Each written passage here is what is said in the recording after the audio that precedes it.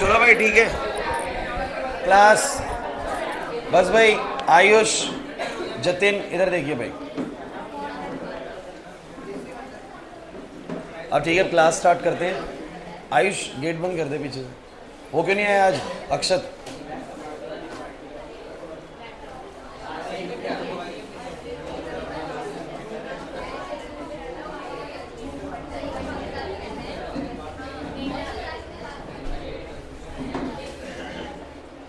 So class देखिए आज की अब ये बाद में डिस्कशन करेंगे जो भी है। आप लोगों को कोई चीज़ पता है तो मुझे बस भेज देना, व्हाट्सएप पे लिंक भेज देना, मैं अपने आप देख लूँगा। ठीक है। सो ऐसा है क्लास, जल्दी बैठो। तो कितने बच्चे छुट्टी में, ये बताने के बाद भी इंपॉर्टेंट क्लास है, संडे मना रहे हैं सब, है ना। सो गाइज अभी तक अगर मैं बात करूँ चैप्टर के अंदर काफ़ी सारे टॉपिक्स हुए हैं, जिसमें मैं अगर नाम लूँ तो जियोसेंट्रिक थ्योरी, हीलियोसेंट्रिक थ्योरी, याद है। फिर आप लोगों को कैपलर्स के तीनों लॉस करवाए गए, law of orbits, law of areas and law of periods, याद आ रहा है। फिर आपने यूनिवर्सल लॉ ऑफ ग्रेविटेशन किया, देन आपने acceleration due to gravity on the surface of earth किया, then acceleration due to gravity at height at some height h करा, the acceleration due to gravity at depth d करा। नहीं आ रहा याद कुछ भी। फिर आप लोगों ने करा ग्रेविटेशनल पोटेंशियल एनर्जी। मेरा आपसे सवाल है सीधा, बताइए जरा, अर्थ के सरफेस पे कोई ऑब्जेक्ट रखा हुआ है तो वो कितनी पोटेंशियल एनर्जी से बाउंड है? माइनस का GMM बाय में क्या आ। ठीक, ध्यान दीजिएगा। ये आपको लास्ट क्लास पढ़ाया गया था। जिन बच्चों ने लास्ट क्लास नहीं लिया बस एक छोटी सी बात सीख लीजिए, ज़्यादा कुछ नहीं। और अगर ली भी है क्लास तो भी आप छोटी सी वाली बात सीख लीजिए, ताकि हमें आज उस चीज़ को करने में दिक्कत ना आए। देखिए मैं आपको लास्ट क्लास एक चीज़ समझा रहा था कि नेगेटिव एनर्जीज का मतलब क्या होता है, बाउंडेशन होता है। 5 मिनट लूँगा बस चीज़ को समझाने के लिए, बिकॉज इसके बिना ना तो एस्केप स्पीड समझ में आने वाला है, ना ही आप लोगों को ऑर्बिटल स्पीड समझ में आने वाला है, क्योंकि दोनों में ही इस चीज़ का इस्तेमाल होने वाला है। चैप्टर में टॉपिक यही बचे बस मोटे मोटे। सो गाइज नेगेटिव एनर्जी का मैंने मतलब क्या बताया था, जब भी किसी सिस्टम के पास नेगेटिव एनर्जी हो उसका सीधा सा मतलब होता है कि वो क्या है, बोलो, बाउंड है किसी चीज़ से। रवीश यही बताया था मैंने। कोई भी सिस्टम के पास अगर कैसी एनर्जी है, negative energy, it indicates that the system is bound to something, किसी से बाउंड है। जैसे कि मैंने बोला भी था कि अगर ये इंसान के ऊपर 500 रुपये का फाइन है और उसके पास कुछ भी नहीं है, तो ये अपने आप को बोल सकता है कि मैं कौन सी स्टेट में हूँ, बोलो, मैं -500 की स्टेट में हूँ। कौन सी स्टेट में, बोलो, मैं माइनस में चल रहा हूँ ऑलरेडी। और जिसके ऊपर 2000 रुपये का जुर्माना लगा हुआ, वो कितने में चल रहा है, बोलो, -2000 में। कहने का मतलब ये भी है कि जब इसको 500 रुपये मिल जाएंगे तो ये फ्री हो जाएगा, और इसको 2000 रुपये मिलेंगे तो ये फ्री होगा। पुलिस वालों ने पकड़ रखा है, 500 रुपये का जुर्माना ठोका हुआ है, पैसा नहीं है उसके पास एक भी, तो वो क्या बोल सकता है, वो ये तो बोल सकते हैं ना कि मैं माइनस में चल रहा हूँ। माइनस का मतलब मेरे को अभी किसी का चुकाना है पैसा, तब जाके तो मैं फ्री होऊंगा। तो ये -500 में है और इसके ऊपर थोड़ा ज़्यादा बड़ा फाइन है 2000 रुपये का, तो ये -2000 में है। ये 2000 रुपये देके फ्री होएगा, ये वाला कितना, बोलो, 500 रुपये। तो ज़्यादा बाउंड कौन सा है, ये वाला या वो वाला, 2000 वाला। तो जो जितना ज़्यादा नेगेटिव एनर्जी में होता है वो उतना ज़्यादा, बोलो, क्या होता है, बाउंड होता है। बस इतना ही आपको समझना है।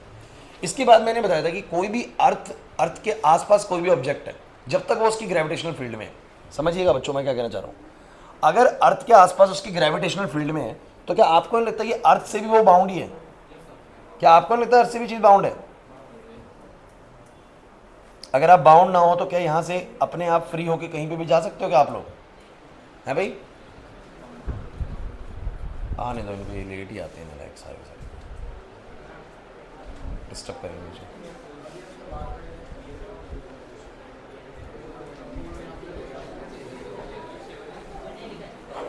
जल्दी आओ भाई, जल्दी आओ, करना पड़ेगा, बहुत कमाई होगी उससे। थोड़ा सा बच के बाहर दूसरे रूम से ले आओ चेयर, अगर चेयर कम पड़ रही तो।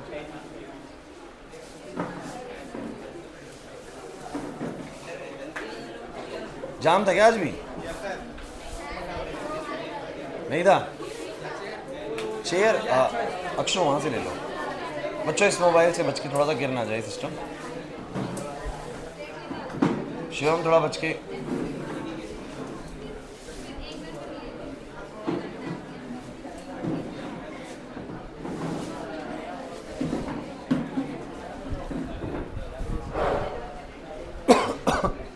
सो क्लास देखिए, मैंने ना अभी ज़्यादा कुछ बताया नहीं है। मैंने अभी क्लास में ना ग्रेविटेशनल पोटेंशियल एनर्जी के बारे में बात करी है, और मैंने ये समझाने की कोशिश करी है कि नेगेटिव एनर्जी का मतलब, बोलो, क्या होता है, बाउंडेशन। ज़्यादा नेगेटिव का मतलब ज़्यादा बाउंडेशन होता है और कम नेगेटिव का मतलब कम बाउंडेशन होता है ना। और जीरो का मतलब कुछ भी बाउंडेशन नहीं, एक तरीके से। ये मैंने सिखाया था आप लोगों को लास्ट क्लास। तो मुझे तुम एक बात बताओ, कोई भी बॉडी अर्थ के सेंटर से कुछ दूरी पे है, जरूरी नहीं सरफेस पे, उससे कुछ दूरी पे है, एक्स दूरी पे है, तो तुम मुझे बताओ वो अर्थ से बाउंड है कि नहीं? बाउंड है सर। कहीं जा थोड़ी ना सकती है। आपके छलांग मार के क्या अर्थ से बाहर हो सकते हो? नहीं हो सकते, क्योंकि आपको अर्थ ने बाउंड कर रखा है। जैसे छलांग मारोगे तो वापस खींच लेगी। तो आप भी तो क्या है बोलो, बाउंड हो। और आप बाउंड हो तो भैया ऑब्वियस सी बात है आपकी भी एनर्जी बोलो कैसी है, नेगेटिव है। लिखो मत इधर, भाभी इधर देखो, मैंने क्या बोला दोबारा सुनो। कोई भी बॉडी जो अर्थ के सरफेस पे है, it is always bound to the earth. और कितनी एनर्जी से बाउंड होती है बस इतना याद कर लो। तो उसकी एनर्जी कितनी होती है? माइनस का जी कैपिटल जी तुम्हें पता है ग्रेविटेशनल कांस्टेंट, एम हो गया अर्थ का मास, स्मॉल एम हो गया आपकी बॉडी का मास, जो भी बॉडी है जिसकी बाउंडेशन की बात कर रहे हैं, और डिवाइड पे बोलो क्या आ गया, दूरी, एक्स। अभी समझना बहुत जरूरी है, ध्यान सुनिएगा, कुछ बातों को समझना बहुत जरूरी है। देखिए अर्थ का मास और कैपिटल जी में तो कुछ चेंजेस होने वाले हैं नहीं।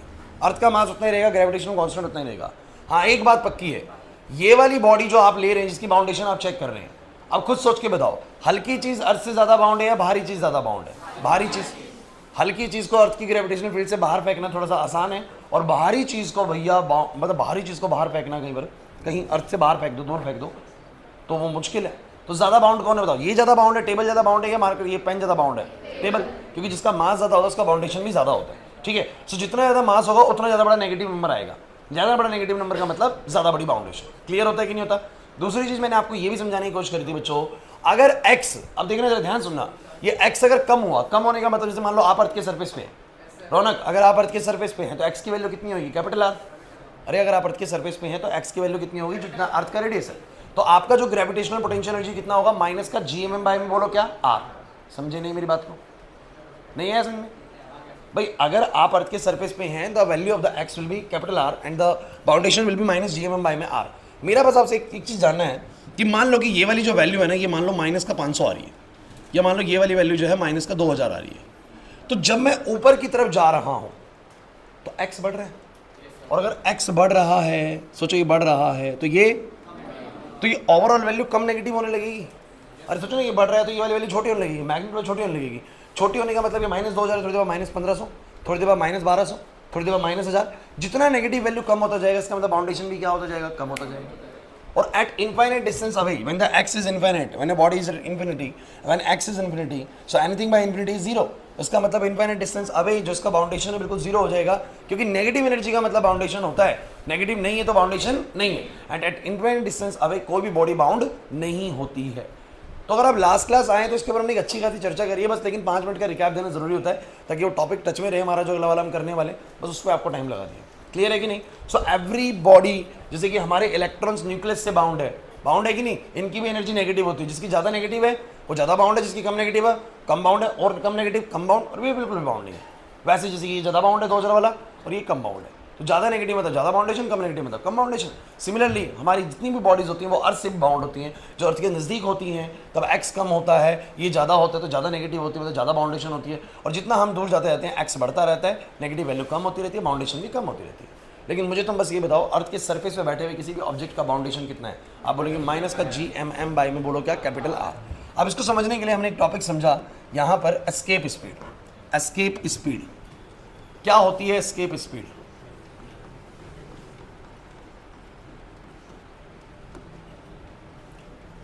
तो बच्चों ये एस्केप स्पीड क्या होती है मैं बताता हूं आप लोगों को। ये अर्थ है, ध्यान देना भाई प्लीज बोर्ड पे, और ये m मास का ऑब्जेक्ट इसके सरफेस पे रखा हुआ है, सही है? ये अर्थ का सेंटर है। तो भैया आपको सबको पता है ना कि अर्थ का एक ग्रेविटेशनल दायरा है, कितना है वैसे? 3200 किलोमीटर का, अंदाजन रफली 3200 किलोमीटर है। आप जानते हैं कि अर्थ भी अपने आसपास की चीज़ों को अट्रैक्ट एक लिमिट तक ही कर सकती है, बिकॉज आपको पता है कि हाइट पर जाने पर एक्सेलरेशन ड्यू टू ग्रेविटी क्या होता रहता है? खत्म होता रहता है। धीरे धीरे आके किसी पॉइंट में जीरो भी होगा, मीन्स एक ऐसा पॉइंट भी आएगा जहाँ से अर्थ आपको अट्रैक्ट करना क्या कर देगी? बंद कर देगी, है ना? उसके बाद आप अर्थ पे मतलब वापस नहीं आ सकते, खुद से नहीं आ सकते, है ना? समझने की कोशिश करना बच्चों।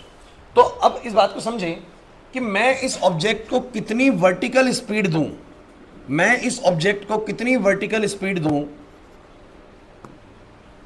कि ये अर्थ के ग्रेविटेशनल दायरे को खत्म कर दे। समझना मेरी बात को, मैं इसको कितनी वर्टिकल स्पीड दूं कि ये अर्थ के ग्रेविटेशनल फील्ड से बाहर हो जाए और वापस कभी भी इस अर्थ के सरफेस पे ना आए।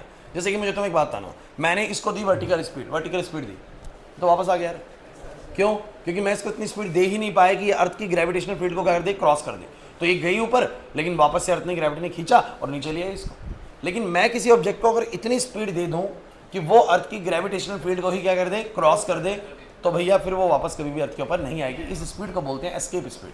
ऐसी स्पीड जिसने अर्थ के सरफेस से किसी चीज़ को एस्केप कर दिया, गायब कर दिया, उस स्पीड को बोलो क्या करेंगे, एस्केप स्पीड। और ये बड़ा ही आसान कॉन्सेप्ट है यार। आप लोग मुझे सब बच्चे बस एक छोटी सी बात बताना, द पोटेंशियल एनर्जी, डेफिनेशन हमारा लिख लेंगे इसकी, the potential energy of a body on the surface of अर्थ। कौन बताएगा कि ऑन द सरफेस ऑफ अर्थ जो पोटेंशियल एनर्जी होती है वो कितनी होती है?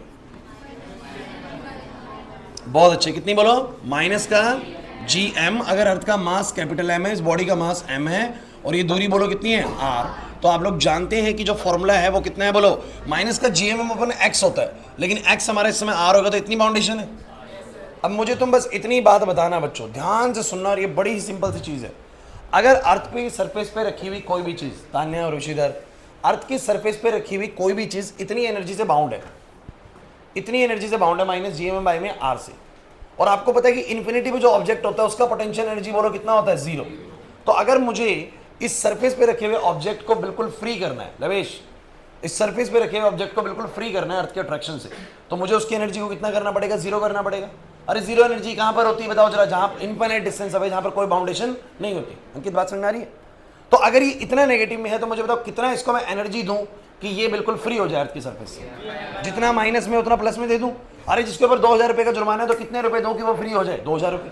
जिसके ऊपर माइनस 500 का जुर्माना है, 500 रुपये का जुर्माना है, उसको कितने रुपए दूं, 500 रुपये दूं सर। जिसके पास इतना नेगेटिव है उसको इतना पॉजिटिव दे दो। क्लियर हो रहा है कि नहीं हो रहा?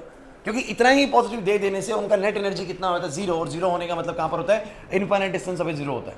इसका मतलब ऑब्जेक्ट कहां चला जाएगा, बोलो इन्फिनिटी पे। तो तुम सब बच्चे मुझे बताओ कि मैं इस ऑब्जेक्ट को ना, वेलोसिटी छोड़ो, बस तुम मुझे ये बताओ मैं इसको कितनी काइनेटिक एनर्जी दूं कि ये अर्थ के सरफेस से बाहर हो जाए। तो भाई जितनी से बाउंडेशन है सर उतनी ही बोलो क्या दे दो, काइनेटिक एनर्जी दे दो, है ना। सो हम क्या बोलेंगे, the kinetic energy given to the body so that it can escape the Earth's gravitational field।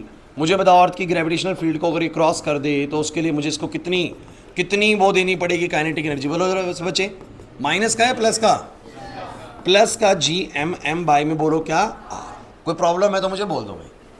अब तुम्हें काइनेटिक एनर्जी इतनी देनी पड़ेगी। अब काइनेटिक एनर्जी अगर पता है तो वहां से बोलो क्या निकाल लो, वेलोसिटी। मुझे बताना जरा, इसको मैंने काइनेटिक एनर्जी, सब बच्चे इसको मैंने जो काइनेटिक एनर्जी है वो कितनी दी, समझ में आ गया सब बच्चों को? अब काइनेटिक एनर्जी का फॉर्मूला बोलो क्या होता है। अगर इसको मैंने कुछ काइनेटिक एनर्जी दी, इसका मास एम है, वेलोसिटी वी है, तो काइनेटिक एनर्जी क्या होगी? बहुत अच्छे,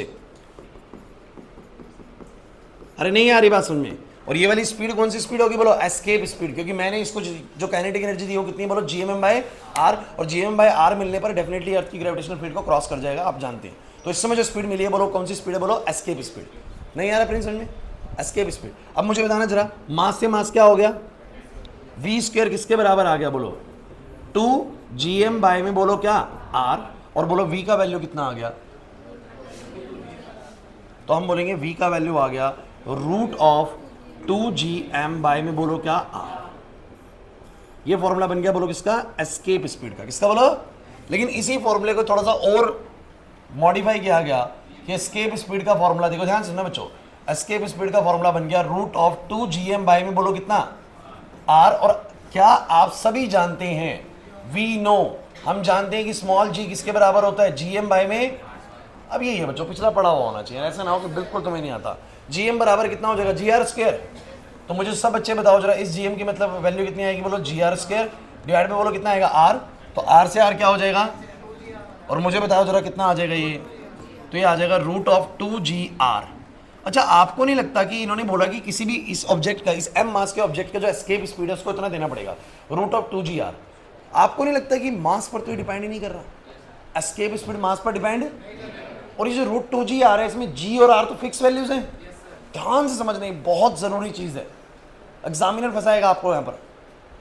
आप लोग ये बोलेंगे कि सर ये तो कांस्टेंट वैल्यूज है ना, अगर मैं यहाँ पर पुट जी बराबर कितना कर दूं, बोलो 9.8 मीटर पर सेकंड स्क्वायर, और आर की वैल्यू पुट कर दूं 6400 किलोमीटर यानी 6.4 × 10 की पावर 6 मीटर, तो ये मैं कैलकुलेट जब करूंगा तो आंसर आएगा √2 इंटू में 9.8 इंटू में 6.4 इंटू में 10 की पावर कितना बोलो 6 मीटर्स में है। तो पहले मीटर्स में आंसर निकाल लेते हो तो आंसर आएगा 11,200 मीटर पर सेकेंड, 11,200 मीटर पर सेकेंड की स्पीड। या फिर इसी को अगर मैं किलोमीटर में लिखना चाहूँ तो बोलूँगा 11.2 किलोमीटर पर सेकेंड। मतलब ये है बच्चों की अर्थ के सरफेस से अगर किसी ऑब्जेक्ट को 11.2 किलोमीटर पर सेकंड की रफ्तार दे दी जाए, ये पर आवर नहीं है भैया, ये पर सेकंड है। अगर उसको एक वर्टिकल स्पीड मिल जाए 11.2 किलोमीटर पर सेकंड की, तो वो अर्थ की ग्रेविटेशनल फील्ड को छोड़ के बाहर चला जाए। किसी भी ऑब्जेक्ट को, आपको इस टेबल को, किसी भी चीज को ध्यान रखना बच्चों, है ना। तो अगर सपोज करिए कितना होता है 11.2 किलोमीटर, अंदाजन बताओ। यहां से पीतमपुरा मान लो, पीतमपुरा मान लो यहां से, तो यहां से पीतमपुरा पहुंचना है 1 सेकंड में, ये स्पीड होनी चाहिए। 1 सेकंड में कहां पहुंचना है यहां से पीतमपुरा। तो भैया इतनी स्पीड होनी चाहिए। अगर इतनी स्पीड है और इतनी स्पीड वर्टिकल डायरेक्शन में दे दी तो फिर अर्थ की ग्रेविटेशनल फील्ड को ऑब्जेक्ट छोड़ के चला जाएगा और फिर खुद से वापस नहीं आएगा। इसी को बोलते हैं, बोलो क्या, एस्केप स्पीड। और ये मैंने करा कैसे? अच्छा ड्राइव इसका मुश्किल है क्या यार? बड़ा सिंपल सा कॉन्सेप्ट है। अगर किसी भी ऑब्जेक्ट को अर्थ की सरफेस से बाहर फेंकना है, बिल्कुल बाहर फेंक देना है, ग्रेविटेशनल फील्ड से क्रॉस कर जाए, तो देखो कि अर्थ से वो बाउंड कितने से है। तो कितने से बाउंड होता है? अर्थ की सरफेस पे रखी हुई ऑब्जेक्ट कितने से बाउंड होती है? माइनस का जी एम बाई में बोलो क्या, आर। अगर मैं उसको कितनी काइनेटिक एनर्जी दूं कि वो फ्री हो जाए, तो काइनेटिक एनर्जी कितनी देनी पड़ेगी? बोलो जी एम बाई में बोलो क्या, R. This kinetic energy is nothing but किसी बॉडी के पास अगर एम मास और वी वेलोसिटी है तो उसकी काइनेटिक एनर्जी को मैं हाफ एम वी स्क्वायर लिख सकता हूँ। एम से एम कट जाएगा और वी स्क्वायर मैंने सॉल्व कर लिया। क्या मुश्किल है बताओ? और ये आता है एस्केप स्पीड का ड्राइव आता है, बड़ा बड़ा इंपॉर्टेंट ड्राइव है। क्लियर हो रहा है कि नहीं होगा? कांस्टेंट वैल्यू है, डिपेंड नहीं करती मास के ऊपर, सबको इतनी स्पीड देनी पड़ेगी, किससे बात है? हाँ, वर्टिकल डायरेक्शन देनी पड़ेगी। कह सकते हैं, कोई दिक्कत नहीं। समझ में आ रहा है कि नहीं आ रहा? और भाई नहीं आया समझ में, है ना, तो उसको जल्दी से नोट कर लो आप लोग।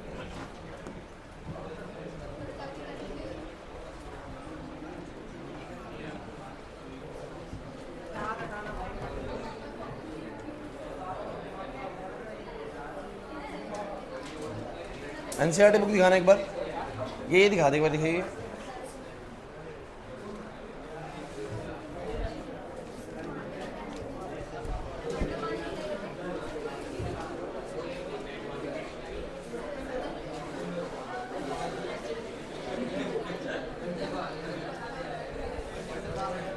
अच्छा इन्होंने पहले बाउंडेशन वाला वो ड्राइव कराया है ना, कोई जरूरत नहीं है, आप लोगों ने पहले वो कर लिया, डायरेक्ट कर सकते हैं। क्लास चलिए डेफिनेशन लिखने तो लिख लो, सीधा लिख लेते हैं। इट इज द मिनिमम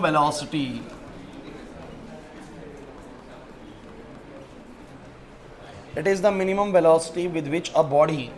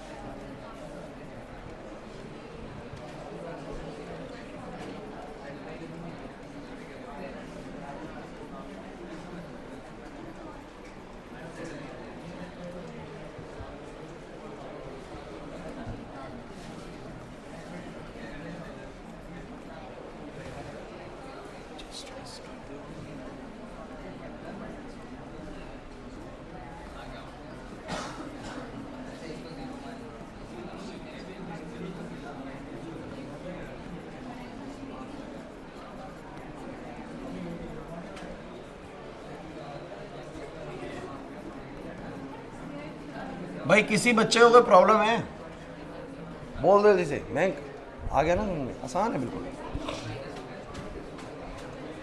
एक पीडीएफ इससे पहले वाली भर चुकी है भाई, सेकंड चल रही है, आगे बढ़ूं?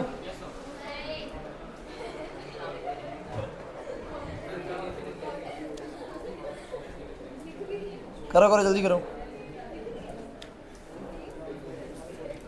फिर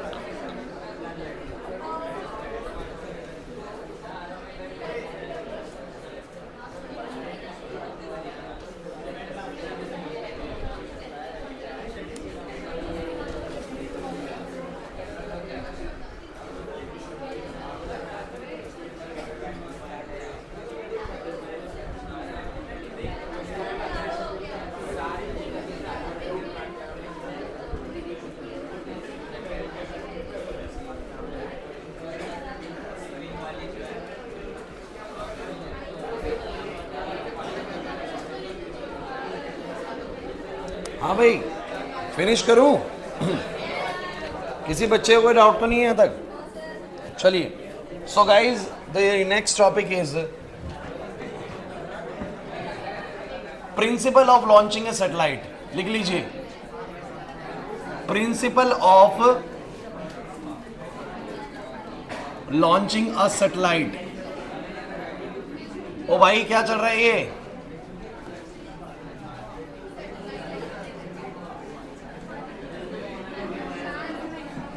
सैटेलाइट क्या होता है?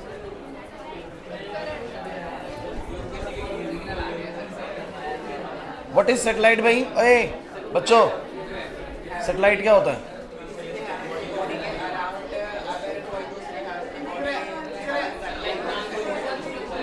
बहुत अच्छे मैं. हाँ, उपग्रह, कोई भी ऑब्जेक्ट प्लेनेट के अराउंड घूमे तो उसको सैटेलाइट बोलेंगे. देखिए भाई, ए सैटेलाइट की डेफिनेशन क्या है, इधर सुनो भाई. कोई भी स्मॉलर बॉडी जब अपने से कंपैरेटिवली लार्जर बॉडी के चारों तरफ रिवॉल्व कर रही हो. ए क्लास पीछे स्वयं इधर देखो. मैंने बोला कि जब भी कोई एक स्मॉलर बॉडी अपने से कंपैरेटिवली लार्जर बॉडी के चारों तरफ क्या कर रही हो, घूम रही हो. एक बॉडी दूसरी बॉडी के चारों तरफ घूम रही है बस उसके चारों तरफ, तो वो बॉडी उसकी क्या बन जाती है? सैटेलाइट बन जाती है. बस सिंपल, और कुछ नहीं.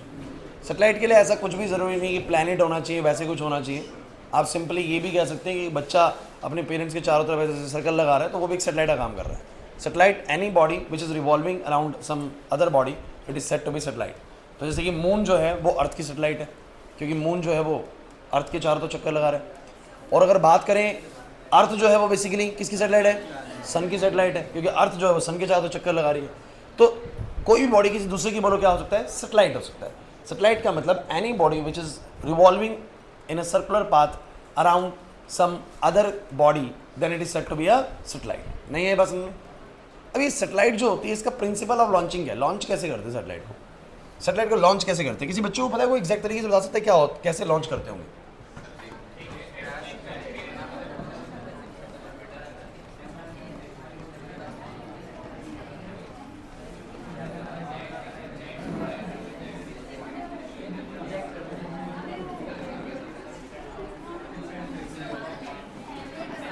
हाँ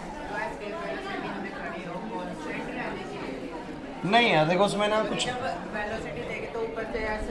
कुछ फैक्टर्स हैं, एयर रेजिस्टेंस वगैरह, जो हम यहाँ पर कंसिडर नहीं करते हैं. बट जो एक्चुअल एस्केप स्पीड है वो उससे ज़्यादा देनी पड़ती है. Since when we are calculating these things we are not calculating the resistance due to the air. नहीं कर रहे हम कैलकुलेट ना, बट उसका भी तो फैक्टर आएगा ना. तो बायोंसी वाला भी आएगा, कई सारी चीज़ें आएंगी. तो कहीं ना कहीं जो एक्चुअल स्पीड होती है वो 11.2 से ज़्यादा देनी पड़ती है. फ्लूइड्स वाला भी बोल सकते हो, वही बायोंसी और वो आ जाएगा ना आपका. स्टॉक्स वाला बोल सकते हो अगर आपको पता है तो. एयर रेजिस्टेंस जो है तो दोनों का वेक्टर आता है, तो इसलिए स्पीड ज़्यादा देनी पड़ती है. इससे है बाद में आएगा, अभी अगली बुक में. अब body which is revolving around a comparatively larger body is said to be is called satellite. बच्चों आप लोग बातें ज़्यादा कर रहे हो भाई आज, सही नहीं है. फिर से वही हरकत करनी शुरू कर दी. अब सुनो, मैंने क्या बोला, कोई भी बॉडी जो दूसरी बॉडी के चारों तरफ, अपने से बड़ी बॉडी के चारों तरफ रिवॉल्व कर रही है, उसको बोलो हम क्या बोलेंगे? सैटेलाइट का नाम देंगे. अब अर्थ के भी चारों तरफ सैटेलाइट्स होते हैं. सैटेलाइट का काम क्या होता है? सैटेलाइट का काम बहुत बहुत बहुत बहुत जरूरी काम है. अर्थ के चारों तरफ हमने कुछ सैटेलाइट्स लगा दी. वो सैटेलाइट भैया एक तो अर्थ की निगरानी रखेंगी भाई, है ना, कोई खतरा तो नहीं है. आप बोल देते ना कि भैया स्टोर्ड आ रहा है भैया, ये टकरा जाएगा इससे, तो उसके बारे में पता लगाएगा. जो कम्युनिकेशंस है हमारे, बेसिकली एक देखो ना, सिंपल सी बात है, ये अर्थ है. अब यहाँ पर इस जगह पर देश के इस कोने में ना, मतलब इस वर्ल्ड के इस कोने में ना एक क्रिकेट मैच चल रहा है ना, और यहाँ वाले लोगों को भी वो क्रिकेट मैच लाइव दिखता है. ऐसे कैसे दिख जाता है भाई? है ना, सैटेलाइट की मदद से. क्योंकि ये क्या करते हैं, यहाँ पर कुछ सैटेलाइट्स लगी हुई, जियो स्टेशनरी सैटेलाइट्स, ऐसे 3 सैटेलाइट्स लगी होती हैं पूरी, मतलब 3 मिनिमम सैटेलाइट्स चाहिए होती हैं पूरी अर्थ को कवर करने के लिए. हल्का सा बस वैसे बता रहा हूँ. तो ये सिग्नल इसको भेजता है, क्योंकि ये सिग्नल उसको तो भेज नहीं सकता, क्योंकि जा ही नहीं पाएंगे. इसको भी नहीं भेज सकता ना, क्योंकि उस जगह पे है ही नहीं सरफेस वहाँ पर. तो ये सिग्नल्स इसको भेजता है. जब ये इसको भेजता है तो ये कम्युनिकेट करता है इसको भी, और कम्युनिकेट करता है इसको भी. ऊपर ऊपर से तो कर सकते हैं ना, अरे नहीं यार बात समझे. और फिर ये ब्रॉडकास्टिंग करता है अपने इस वाले एरिया में पूरे में, और ये ब्रॉडकास्टिंग करता है अपने इस वाले एरिया में, और ये ब्रॉडकास्टिंग अपने इस वाले में कर ही देता है भाई. तो पूरी की पूरी अर्थ पर कोई भी जहाँ पर मैच हो रहा है ना, वो लाइव दिखता है सारी जगहों पर. हाँ, एक टाइम लैग, 20 मिनट का कोई टाइम लैग नहीं होता, कुछ सेकंड्स का टाइम लैग हो सकता है. 20 मिनट बहुत ज़्यादा होता है टाइम लैग में. वो एक कुछ सेकंड्स का टाइम लैग आपको दिखता होगा, एक रेडियो की कमेंट्री सुनते वक्त और एक आप टीवी में देखते वक्त. या क्रिक बस पे आप लोगों को जल्दी दिखता होगा रिजल्ट, है ना, वो जो उस पर होता है, और थोड़ा सा उधर सेकंड्स का लैग चलता है, वो लैग आप बोल सकते हैं कम्युनिकेशन लैग है। इतना लंबा कम्युनिकेशन है तो कुछ ना कुछ तो टाइम का लैग आएगा भाई। सो ये सैटेलाइट्स की मदद से हम ये सब काम कर पाते हैं। आप लोग गूगल नेविगेशन यूज़ कर रहे हैं, किसकी मदद से कर पा रहे हैं? सैटेलाइट की मदद से। गाड़ी चल रही है, उनको पता लग रहा है बिल्कुल कि यहाँ पर ही गाड़ी है, सैटेलाइट्स की मदद से। तो सैटेलाइट्स तो ये लगा लीजिए कि किसी भी देश की तरक्की के लिए ना, मतलब उसके आगे के लिए बहुत ज़्यादा ज़रूरी, डेवलपमेंट के लिए बहुत ज़्यादा ज़रूरी है। इसीलिए आप देखते हो कि सैटेलाइट से बहुत पैसा खर्च करती है हमारी जो कंट्री होती है ना, सैटेलाइट्स पे, या जो हमारी स्पेस एजेंसीज होती है ना, इनके ऊपर कंट्री सबसे ज़्यादा पैसा खर्च करती है, बिकॉज इससे बहुत फायदे होने वाले हैं। आगे चल के अभी जरा समझने की कोशिश करते हैं कि एग्जैक्टली आपके लेवल पे इसको कैसे पढ़ना है। अब तुम एक चीज़ छोटी सी सोचो बच्चों, ये अर्थ है और ये सैटेलाइट है, और ये सैटेलाइट अर्थ के क्या कर रही है? चारों तरफ घूम रही है। लेकिन सोचने वाली बात है, क्या ये सैटेलाइट अर्थ की ग्रेविटेशनल फील्ड से बाहर होती है या अंदर होती है? सोचो सब बच्चे, कितनों को लगता है कि ये अंदर होती होगी सर? ग्रेविटेशनल फील्ड के अंदर होती होगी। और कितनों को लगता है ग्रेविटेशनल फील्ड के बाहर होती होगी सर? बाहर होती होगी सर। बाहर लगता है 2-3 बच्चों को। बाकियों को क्या लगता है कि आपके घर में रखी हुई है? कुछ बता ही नहीं देना, बाहर ना अंदर, कहाँ पर होती है यार? इन्वॉल्व एक्टिव पार्टिसिपेशन करो क्लास के अंदर। पूछा जाए तो आप बताओ कि हाँ सर मुझे तो ये लगता है। देखिए भाई, बाहर नहीं होती बच्चों, ये अंदर ही होती है। लेकिन अगर ग्रेविटेशनल फील्ड के अंदर है, भूमि सरस्वती बातें बहुत कर रहे हो, सैटेलाइट लॉन्च की प्लानिंग कर रहे हो, इधर ध्यान दे लो तुम लोग। यहाँ जो भी सैटेलाइट अगर अर्थ की ग्रेविटेशनल फील्ड से अंदर है, तो एक बात समझ लेना, इधर साक्षी, ये गिर क्यों नहीं रही? सोचो ना, गिर क्यों नहीं रही? फिर अगर अर्थ की ग्रेविटेशनल फील्ड के अंदर है तो क्यों नहीं गिर रही कार्तिक? अगर अर्थ की ग्रेविटेशनल फील्ड के अंदर है तो फिर गिर क्यों नहीं रही? गिर जानी चाहिए छत पे आके, किसी की छत पे आके गिर जाए सैटेलाइट, क्यों नहीं गिरती?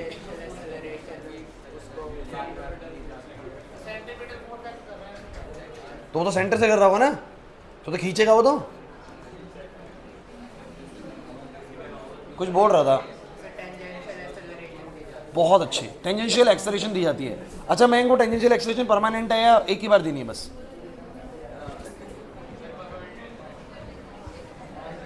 चलो समझते हैं बच्चों, एक चीज सोचते हैं। अरे क्लास प्लीज यार देखो, अगर सोचो कि मैंने इसको इस तरफ को एक वेलोसिटी दे दी, तो ये वैसे कैसे जाना चाहिए? सीधा जाना चाहिए ना। अगर मैंने इसको ऐसी वेलोसिटी दे दी, मान लेते हैं कि सैटेलाइट के अंदर एक मैंने फ्यूल डाला हुआ है, सैटेलाइट के अंदर कोई इलेक्ट्रिसिटी से कोई एनर्जी पैदा कर रहे हैं, जिससे सैटेलाइट को एक ऐसी स्पीड दी गई, अर्थ ऐसे है और उसको स्पीड दी गई ऐसी। आप मुझे बताओ, अगर ये अर्थ के ग्रेविटेशनल दायरे में है, तो क्या आपको लगता है कि अर्थ इसको अट्रैक्ट करेगा अपनी तरफ? करेगा ना। और जब अट्रैक्ट करेगा तो वो जाना चाहता है ऐसे, लेकिन आपको पता है इनर्शिया की वजह से तो ऐसे जाना चाहता है, लेकिन वो अट्रैक्शन की वजह से थोड़ा सा अपने पाथ को अंदर की तरफ कर लेगा नहीं कर लेगा? मुझे बताओ, वो यहाँ पर आ जाएगी नहीं आ जाएगी सैटेलाइट? फिर वो सैटेलाइट यूं जाना चाहती है, लेकिन आपको फिर पता है कि अर्थ उसको कहाँ की तरफ खींचेगी? बोलो, अंदर की तरफ खींचेगी। समझना, अभी मैं ऐसे रफली बना रहा हूँ बस। तो सैटेलाइट बाहर जाने की बजाय बोलो कहाँ पर रह जाएगी? बोलो यहाँ पर रह जाएगी। समझो मेरी बात को, ये बिल्कुल वैसे ही है जैसे कि मैंने किसी रस्सी से पत्थर को बांधा और मैं ऐसे ऐसे करके घुमा रहा हूँ। समझना मेरी बात को।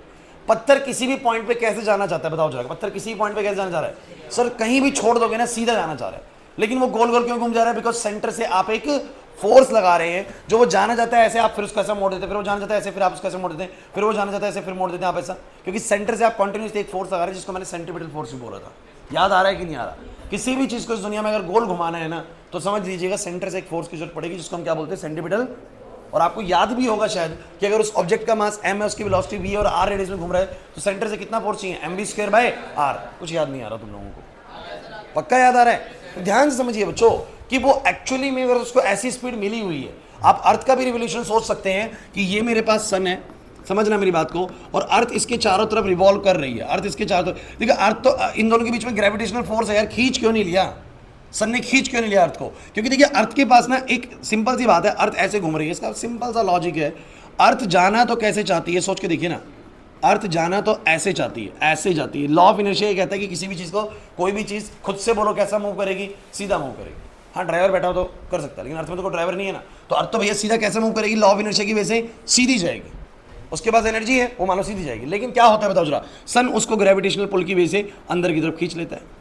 फिर भैया वो सीधा जाना चाहती है, फिर वो पुल करके अंदर की तरफ खींच लेता है, फिर वो सीधा जाना चाहती है, फिर पुल करके अंदर की तरफ खींच लेता है। तो एक तरीके से अर्थ एक सर्कुलर पाथ में ट्रैप हो रखी कि नहीं हो रखी? क्योंकि उसके ऊपर कॉन्टिन्यूसली बोलो सेंटर से क्या लग रहा है? एक फोर्स, जो कि बोलते हैं हम सेंट्रीपिटल फोर्स। इस सेंट्रीपिटल फोर्स यहाँ पर कौन लगा रहा है? बोलो ग्रेविटेशनल फोर्स। सेंट्रीपिटल फोर्स एक ड्यूटी है जो सेंटर से लगती है, कर कोई भी सकता है, उसको करा ग्रेविटेशनल फोर्स नहीं। जब रस्सी से पत्थर बांध के मैं घुमा रहा था तो सेंट्रीपिटल फोर्स किसने प्रोवाइड करा? मैंने करा।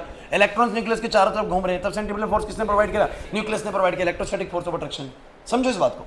तो जब सेटेलाइट भी चारों तरफ घूमती है ना, तो सेटेलाइट भी इसी तरीके से घूमती है कि उसके पास, ध्यान दो बच्चों, नहीं तो नहीं आएगा समझ में, लॉन्चिंग ऑफ सेटेलाइट समझ में नहीं आएगा। इस सेटेलाइट से बहुत सारी चीज़ें पढ़ानी है आप लोगों को। टाइम पीरियड क्या होता है सेटेलाइट का, ऑर्बिटल वेलोसिटी क्या होती है, बहुत बड़ा टॉपिक है और बड़ा ही इंपॉर्टेंट टॉपिक है, एग्जाम में ये आएगा। ध्यान से नहीं सुनोगे समझ ही नहीं आएगा सेटेलाइट लॉन्च कैसे होगी। और इंटरेस्टिंग भी है, आपको पता होना चाहिए। आप छोटे बच्चे 7वीं 8वीं क्लास के बच्चे हो ना, तो उनको बता सको कि भाई जैसे आजकल बड़ा चर्चा में रहता है ना कि सेटेलाइट लॉन्च कैसे वैसे, तो आप एटलीस्ट बता सकें उनको कि किस तरीके से होती है सेटेलाइट लॉन्च। तो आप लोग मुझे बताइए जरा कि सेटेलाइट इसकी चाह तो क्यों गिर नहीं रही? क्योंकि सर उसके पास एक, मान लो जो सेटेलाइट के अंदर ना एक फ्यूल डला हुआ है जिससे उसकी हमेशा जो उसके पास ना एनर्जी होती है ऐसे चलने की, तो वो ऐसे चलना चाहती है, फिर ग्रेविटेशनल पुल उसको खींच के ऐसे करता है, फिर ऐसे चलना चाहती है, फिर ऐसे खींचता है, फिर ऐसे चलना चाहती है, फिर ऐसे खींचता है, तो वो हमेशा एक सर्कुलर पाथ में क्या रहेगी? ट्रैप रहेगी। क्लियर हो रहा है कि नहीं हो रहा? नहीं आ रही बात समझ में? अब इसको ना समझते हैं कि इसका प्रिंसिपल क्या है, लॉन्चिंग का प्रिंसिपल क्या है इसका, how it can be launched. अब मान लो कि बच्चों ये अर्थ है, ध्यान समझना बच्चों, ये अर्थ है और मुझे यहां पर कहीं पर सैटेलाइट लॉन्च करनी है, यहां पर कहीं पर सैटेलाइट लॉन्च करनी है। आपके एनसीईआरटी इसको पहले अलग तरीके से समझाती है और बाद में बताती है कि इसका क्या तरीका हो सकता है, वो मैं आपको एक्सप्लेन करूंगा। एनसीईआरटी तो वो वाली बात बताएगी ही नहीं, आपको उतना डिस्कशन में जाती नहीं है। एनसीईआरटी कहती है कि मान लो यहाँ से 100 किलोमीटर ऊपर मुझे क्या करना है, एक सैटेलाइट लॉन्च करनी है। 100 किलोमीटर ऊपर मैं चाहता हूँ कि अर्थ के चारों तरफ एक सैटेलाइट घूमे। देखो मैं क्या करूँगा, एक बड़ा हाई टावर इमेजिन करूँ, बड़ा ही हाई टावर इमेजिन करूँ। लेकिन सोचने वाली बात है यार कि 100 किलोमीटर ऊंचा टावर तो इमेजिन करना भी बेवकूफ़ी है वैसे, लेकिन मान लेते हैं ना, ऐसा बोलती है हमारी एनसीईआरटी कि आप इमेजिन करें कि बहुत हाई टावर हमारे पास है, बहुत हाई टावर है, 100-150 किलोमीटर ऊपर लंबा टावर है। ठीक है, ठीक है, हाँ इतना ऊंचा टावर है, सपोज करो, उसने बोला सपोज कर रहे हैं, और बाद में बताएंगे सपोज जो कर रहे हो ना इसको रियलिटी में कैसे कराया जाता है। अब उसके बाद क्या होता है, वो यहाँ पर जाते हैं और एक सैटेलाइट को लेते हैं, समझना मेरी बात को, और इस सैटेलाइट को एक हॉरिजॉन्टल स्पीड देते हैं। क्या देते हैं बोलो? और देखना होता क्या है, समझने की कोशिश करना।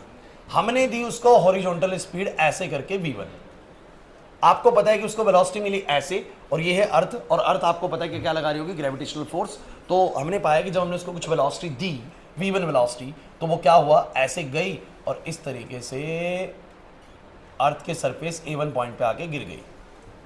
हो सकता है ऐसा सैटेलाइट लॉन्च करे और किसी पॉइंट पे आके गिर जाए। इसीलिए जहाँ भी सैटेलाइट लॉन्च करी जाती है वो पहले कैलकुलेशन कर लेते हैं कि सैटेलाइट वहाँ से लॉन्च करेंगे कि जहाँ पर उसके गिरने के चांसेस हो वहाँ पर कोई आबादी ना रहती है। ठीक है, तो वो उसी जगह से सैटेलाइट को लॉन्च करते हैं। इसलिए किसी ने दिल्ली में जो सैटेलाइट का कोई ऐसा स्पेस देखा नहीं होगा ना कि यहीं से कहीं से कर रहे हो, तो पक्का किसी ने रामवार में, किसी ने कहीं गिर जाएगी, है ना, आसपास नहीं होता, बहुत खाली इलाके में ही काम किया जाता है। दूसरी बात इन्होंने क्या करा, इनको एक बात समझ में आ गई कि हमने एक्चुअली में कुछ वेलोसिटी दी और वो A1 पॉइंट पे गिर गई। इसका क्या पॉसिबल रीजन है, आपको क्या लगता है? कि सर वो उतनी स्पीड नहीं दे पाए जितना, बोलो यहाँ पर क्या था, बोलो ग्रेविटेशनल फील्ड, ग्रेविटेशनल फोर्स, उस ग्रेविटेशनल फोर्स ने उसको ब्रेक कर दिया और खींच लिया अपनी तरफ। अगली बार ये क्या करते हैं, अगली बार स्पीड को और बढ़ाते हैं, अगली बार स्पीड को बढ़ाते हैं, और अगली बार जब स्पीड को बढ़ाते हैं तो अगली बार क्या होता है, फिर से गिर जाती है। लेकिन जब गिरती है तो इस बार थोड़े और दूसरे पॉइंट पे गिरती है, A2 पॉइंट पे, और सेम ऑन ये फिर से दोबारा से और स्पीड को बढ़ाते हैं और इस बार ये पॉइंट पे कहाँ पर गिरती है, बोलो A3 पे। धीरे धीरे स्पीड बढ़ाती है, एक ऐसी स्पीड आती है बच्चों जब ये गिरती नहीं है और क्या करना शुरू कर देती है, अर्थ के चारों तरफ क्या करना शुरू कर देती है, रिवॉल्व करना शुरू कर देती है। ऐसा कब होगा,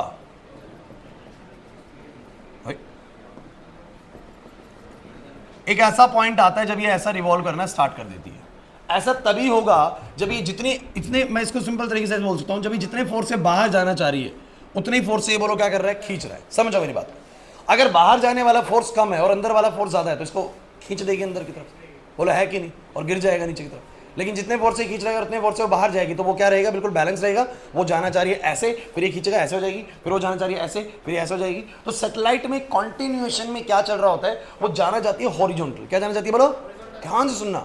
एस्केप स्पीड में वर्टिकल स्पीड दी थी, इसमें बोलो कैसे देनी है, हॉरिजॉन्टल। वो जाना चाहती है सीधा, उसको अर्थ की ग्रेविटेशनल फील्ड अपनी तरफ खींचती है, तो वो कहाँ आ जाएगी, बोलो इसी तरीके समझो ना। वो जाना चाहती है मान लो ऐसे, लेकिन अर्थ की ग्रेविटेशनल फील्ड उसको वापस ले आएगी, फिर वो जाना चाहती है ऐसे, फिर जाएगी वापस। नहीं आ रही बात समझ में?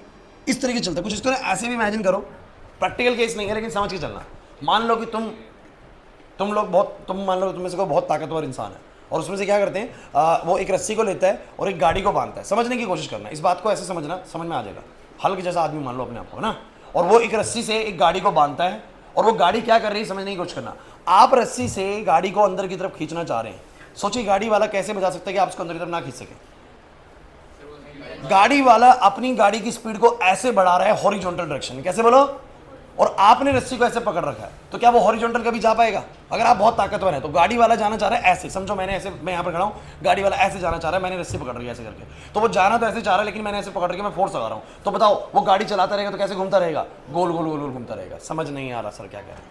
जहां से रस्सी छूटी वो वहीं से सीधा निकल जाएगा। बोला एग्री करते हो कि नहीं करते? सोचो गोल क्यों घूम रहे? कुछ समझ में नहीं आया मैंने क्या कहा, है ना? सिंपल सी चीज है यार। मैं यहां पर मान लीजिए खड़ा हूं, मैंने ऐसे रस्सी पकड़ रखी है, ये गाड़ी है भाई, समझो ये गाड़ी है, और गाड़ी वाला ऐसे स्पीड बना रहा है, वो ऐसे नहीं जा पाएगा जब तक मैं अंदर की तरफ से बोलो क्या लगाता रहूंगा, फोर्स। तो जब मैं फोर्स लगाता रहूंगा तो वो कैसे घूमता रहेगा? इस तरीके से घूमता रहेगा, क्योंकि वो बार बार जाने की कोशिश करेगा ऐसे, मैं उसके फोर्स लगा के भाई यहाँ पर कर दूंगा। नहीं यार मेरी बात समझ में? तो आप समझिए, थोड़ा सा इमेजिनेशन बड़ा अच्छा होना चाहिए आप लोगों का। गाड़ी को रस्सी से बांध रखा है, गाड़ी चलने की कोशिश कर रही है हॉरिजॉन्टल डायरेक्शन में, लेकिन मैंने अगर उसको फोर्स अंदर से लगा रखा है तो वो बस गोल गोल गोल गोल घूमती रहेगी, बाहर नहीं जा पाएगी। क्लियर हो रहा है कि नहीं हो रहा? सेम सेटेलाइट जो होती है ना वो ऐसे ही फोर्स लगाती है आगे की तरफ, लेकिन सेंटर से जो ग्रेविटेशनल फोर्स लग रहा है वो उसको इस सर्कल में बांधे रखता है हमेशा। क्लियर होगा कि नहीं हुआ? नहीं आया समझ में? पक्का स्वयं क्लियर है? अब इसको आप लोग कहेंगे सर इतना बड़ा टावर लाएंगे कहाँ से? भैया टावर की तरीके से, टावर की भी उससे नहीं होता, ये मल्टी स्टेज रॉकेट्स के कॉन्सेप्ट से होता है। ये मल्टी स्टेज रॉकेट्स क्या होता है, आप लोगों ने वो चंद्रयान वगैरह अभी बीच में लॉन्च हुए थे तो कुछ वीडियोस देखी हो, अगर आपका उसमें दिलचस्पी हो तो कुछ आपको बताया गया होगा उसमें क्या होता है, मैं समझाता हूँ। सबसे पहले क्या करते हैं, एक रॉकेट लॉन्च करते हैं यहाँ से, ग्राउंड से रॉकेट लॉन्च करते हैं। ये बड़ा अच्छा है, वो ऊपर जाता है, धीरे धीरे जब ऊपर जाता है तो एयर का रेजिस्टेंस वगैरह उस पर लगता है, धीरे धीरे उसका फ्यूल खत्म होने लगता है, क्योंकि भैया बहुत ज़्यादा हाई एनर्जी कंज्यूम होती है जब कोई इतनी हाई स्पीड से ऊपर की तरफ जाता है। तो वो क्या करता है, जब ऊपर की तरफ जाने लगता है तो किसी हाफ मिडवे पॉइंट तक पहुंचने के बाद ना वो क्या करते हैं, सैटेलाइट तो रखी हुई इस रॉकेट के अंदर ही, वो रॉकेट का एक पार्ट डिटैच कर देते हैं ताकि रॉकेट हल्का हो जाए, और रॉकेट जैसे ही हल्का होगा उसकी स्पीड क्या हो जाएगी बोलो, ज़्यादा हो जाएगी। सिंपल सी चीज़ है। तो वो रॉकेट को लॉन्च तो ऐसे ही करते हैं कि ये रॉकेट है, समझना मेरी बात को, और इस रॉकेट के अंदर कुछ चैम्बर्स बना देते हैं, इसको बोलते हैं मल्टी स्टेज रॉकेट ना। ये रॉकेट 1 पार्ट, इस सेकंड पार्ट, और ये बोलो क्या, 3rd पार्ट। इसके अंदर बोलो उन्होंने क्या रख दी, सैटेलाइट रख दी। इसके अंदर बोलो क्या रख दी, सैटेलाइट रख दी। समझो मेरी बात को। अब ये उड़ना शुरू हुआ यहां से, स्टार्टिंग में बहुत थ्रस्ट मिला, इसको ऐसे उड़ गया, थोड़ी हाइट पे जाने के बाद ये 3rd पार्ट इससे बोलो क्या हो जाएगा, डिटैच हो जाएगा। क्या हो जाएगा बोलो, डिटैच, निकल जाएगा। बच गए पहले 2 पार्ट। और जब ये डिटैच होता है ना तो कहते हैं बॉडी थोड़ी सी टिल्ट हो जाती है, ये रॉकेट थोड़ा टिल्ट कर देते हैं, रॉकेट को थोड़ा सा हल्का सा ऐसा कर देते हैं, हल्का सा ऐसा कर देते हैं इस तरीके से। अब ये कुछ ऐसा हो जाएगा, कुछ समझ में नहीं आ रहा ना, ऐसा कर देंगे। और थोड़ी देर बाद क्या होगा, जब ये किसी सर्टेन हाइट पे पहुंच जाएगा तो ये इसको भी डिटैच कर देंगे। ये सारे कंट्रोल्स इनके पास होते हैं, तो ये इसको भी डिटैच कर देंगे। जैसे ये डिटैच हो जाएगा, सिर्फ और सिर्फ रॉकेट का पहला वाला चैम्बर बचेगा जिसके अंदर बोलो क्या रखी हुई है, सैटेलाइट। और तब तक इसकी जो पोजीशन होती है ना वो इस तरीके से मोड़ देते हैं, ऐसी मोड़ देते हैं। क्लियर है कि नहीं? और इसको वो कंट्रोल कर पाते हैं कि इतनी स्पीड इसको दें कि वो अर्थ की चारों तरफ वो ऐसे मेंटेन हो जाए कि वो गोल गोल घूमती रहे। समझ में आया कि नहीं? ये मल्टी स्टेज रॉकेट कॉन्सेप्ट कहते हैं कि मल्टी स्टेज पे इनको ब्रेक किया जाता है और फिर जाके एक पॉइंट पर जाके सैटेलाइट जो है वो अर्थ के चारों तरफ घूमना स्टार्ट कर देते हैं। समझ नहीं आया सर? नहीं आया समझ में? पक्का बताओ, क्लियर हो रहा है कि डाउट लग रहा है कुछ इसके अंदर? तो principal of launching a satellite का ना मैं आपको मतलब लिखवा देता हूँ, जैसे अगर कभी आता है तो आपको जो लिखना है मैं लिखवा देता हूँ, फिर डेरिवेशन वाले पार्ट को करेंगे। ये कुछ समझ में आ गया आप लोगों को? पक्का ये वाली चीज़ एनसीईआरटी में मेंशन नहीं है, इसलिए कभी समझा हाई टावर वाला कोई कंसेप्ट नहीं है, लेकिन एनसीईआरटी बोलती है कि suppose a very high tower is on the surface of अर्थ, और उस टावर पे जाके फिर हमने ऐसा करा, क्योंकि बच्चों को ये वाली बात वो थोड़ा ज़्यादा समझाई नहीं गई अभी तक, लेकिन आप समझ सकते हैं कि एक रॉकेट होता है, उसके अंदर से कोई पार्ट अटैच होता है, फिर सेकंड वाला पार्ट बचता है, उसको टिल्ट कर देते हैं, और फाइनली उसको एक पोजीशन टिल्ट करके उसको एक हॉरिजॉन्टल वेलोसिटी दे देते हैं, अपने आप रॉकेट लॉन्च हो जाएगा। हो सकता है अगर उसको स्पीड सस्टेन रहे। अभी ऐसा तुम ऐसा समझ रहे हो कि एक बार फेंक दिया चल गया, एक बार फेंक दिया भैया, उसके बाद एनर्जी नहीं है तो गिर जाएगा वो पक्का, लेकिन उसके पास फ्यूल होता है, उसके पास इलेक्ट्रिकल एनर्जी होती है जो क्या करती है, उसको हमेशा चलाए रखती है इस रास्ते के ऊपर, और ये खींचता रहता है और भैया बनता रहता है। हाँ, फ्यूल खत्म हो जाता है तो वो सैटेलाइट भी खराब हो जाती है, होता है, फ्यूल भी खत्म होता है। बोलते नहीं कि चंद्रयान जो है बेसिकली उधर 6 महीने तक जरूर काम करेगा, 6 महीने तक वहाँ पर है। अब 6 महीने तक एक्टिव क्या मतलब है कि उसके अंदर फ्यूल है, उसके अंदर एक एनर्जी है जो कि 6 महीने बाद क्या हो जाएगी, खत्म हो जाएगी, तो बोलते उसका बेकार है वो हमारे लिए। क्लियर है कि नहीं बताओ चलो? तो हर एक सैटेलाइट के अंदर एक फ्यूल होना जरूरी है। कि खुद सुन सोचो ना, क्या तुम ऐसे कि यहाँ पर जाकर पत्थर फेंको और पत्थर घूमने लग जाएगा हमेशा? तो नहीं ना, पत्थर के पास कैसी एनर्जी है? पत्थर क्या है, आपने फेंका थोड़ी देर बाद यहाँ पर गिर जाएगा क्योंकि अर्थ की ग्रेविटेशनल फील्ड खींचने की, उसके पास ये वाली एनर्जी कॉन्टिन्यूस तो नहीं है ना, तो ये वाला फोर्स कॉन्टिन्यूस होना चाहिए, फिर ये वाला फोर्स उसके ऊपर लगेगा, बैलेंस होता रहेगा और ये घूमता रहेगा हमेशा। क्लियर हो रहा है कि नहीं हो रहा? जल्दी से जो लिखवाऊंगा उसको जल्दी से नोट कर लेना, फटाफट से, टाइम मत लगाना। अरे कुछ आया भाई कि नहीं आया?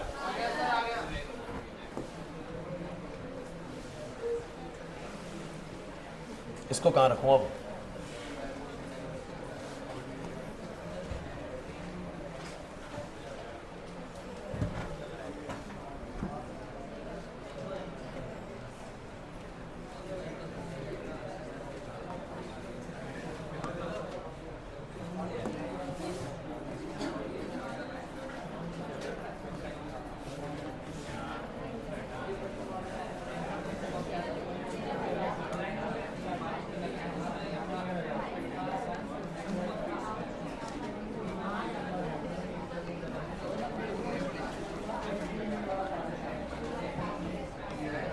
हाँ हाँ बिल्कुल है भाई।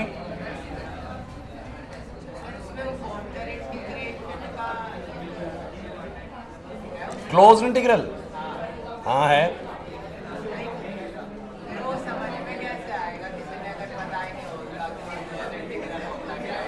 नहीं नहीं, उतना बताया जाएगा, उतना तो बताया जाएगा।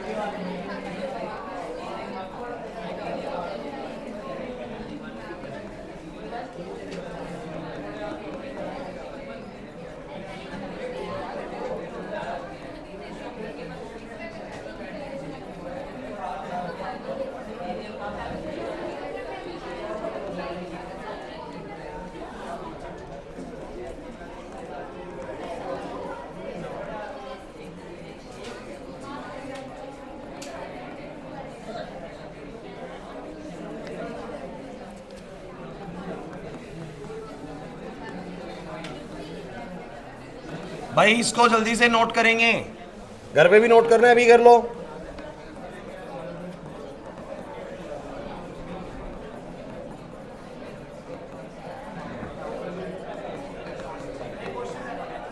अबे क्वेश्चन नहीं है,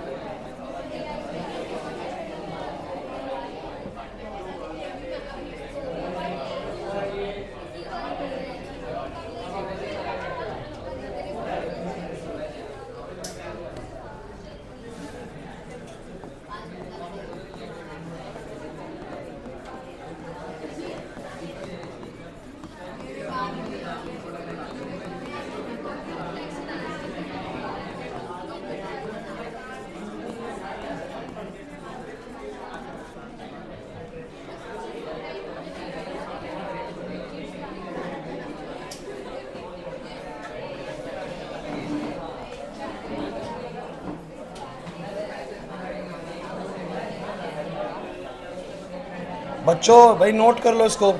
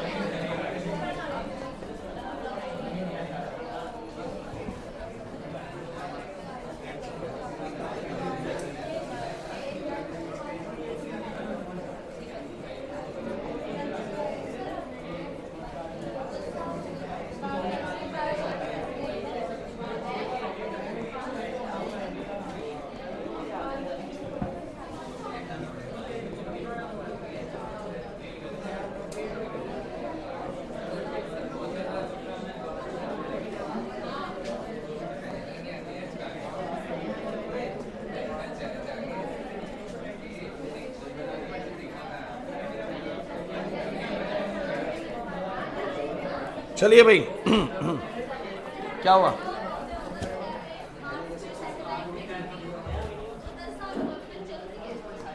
हाँ, जिसमें फ्यूल होगा चल रही है अभी। नहीं, फ्यूल खत्म होगा तो दोबारा फिल कर सकते हैं उसको।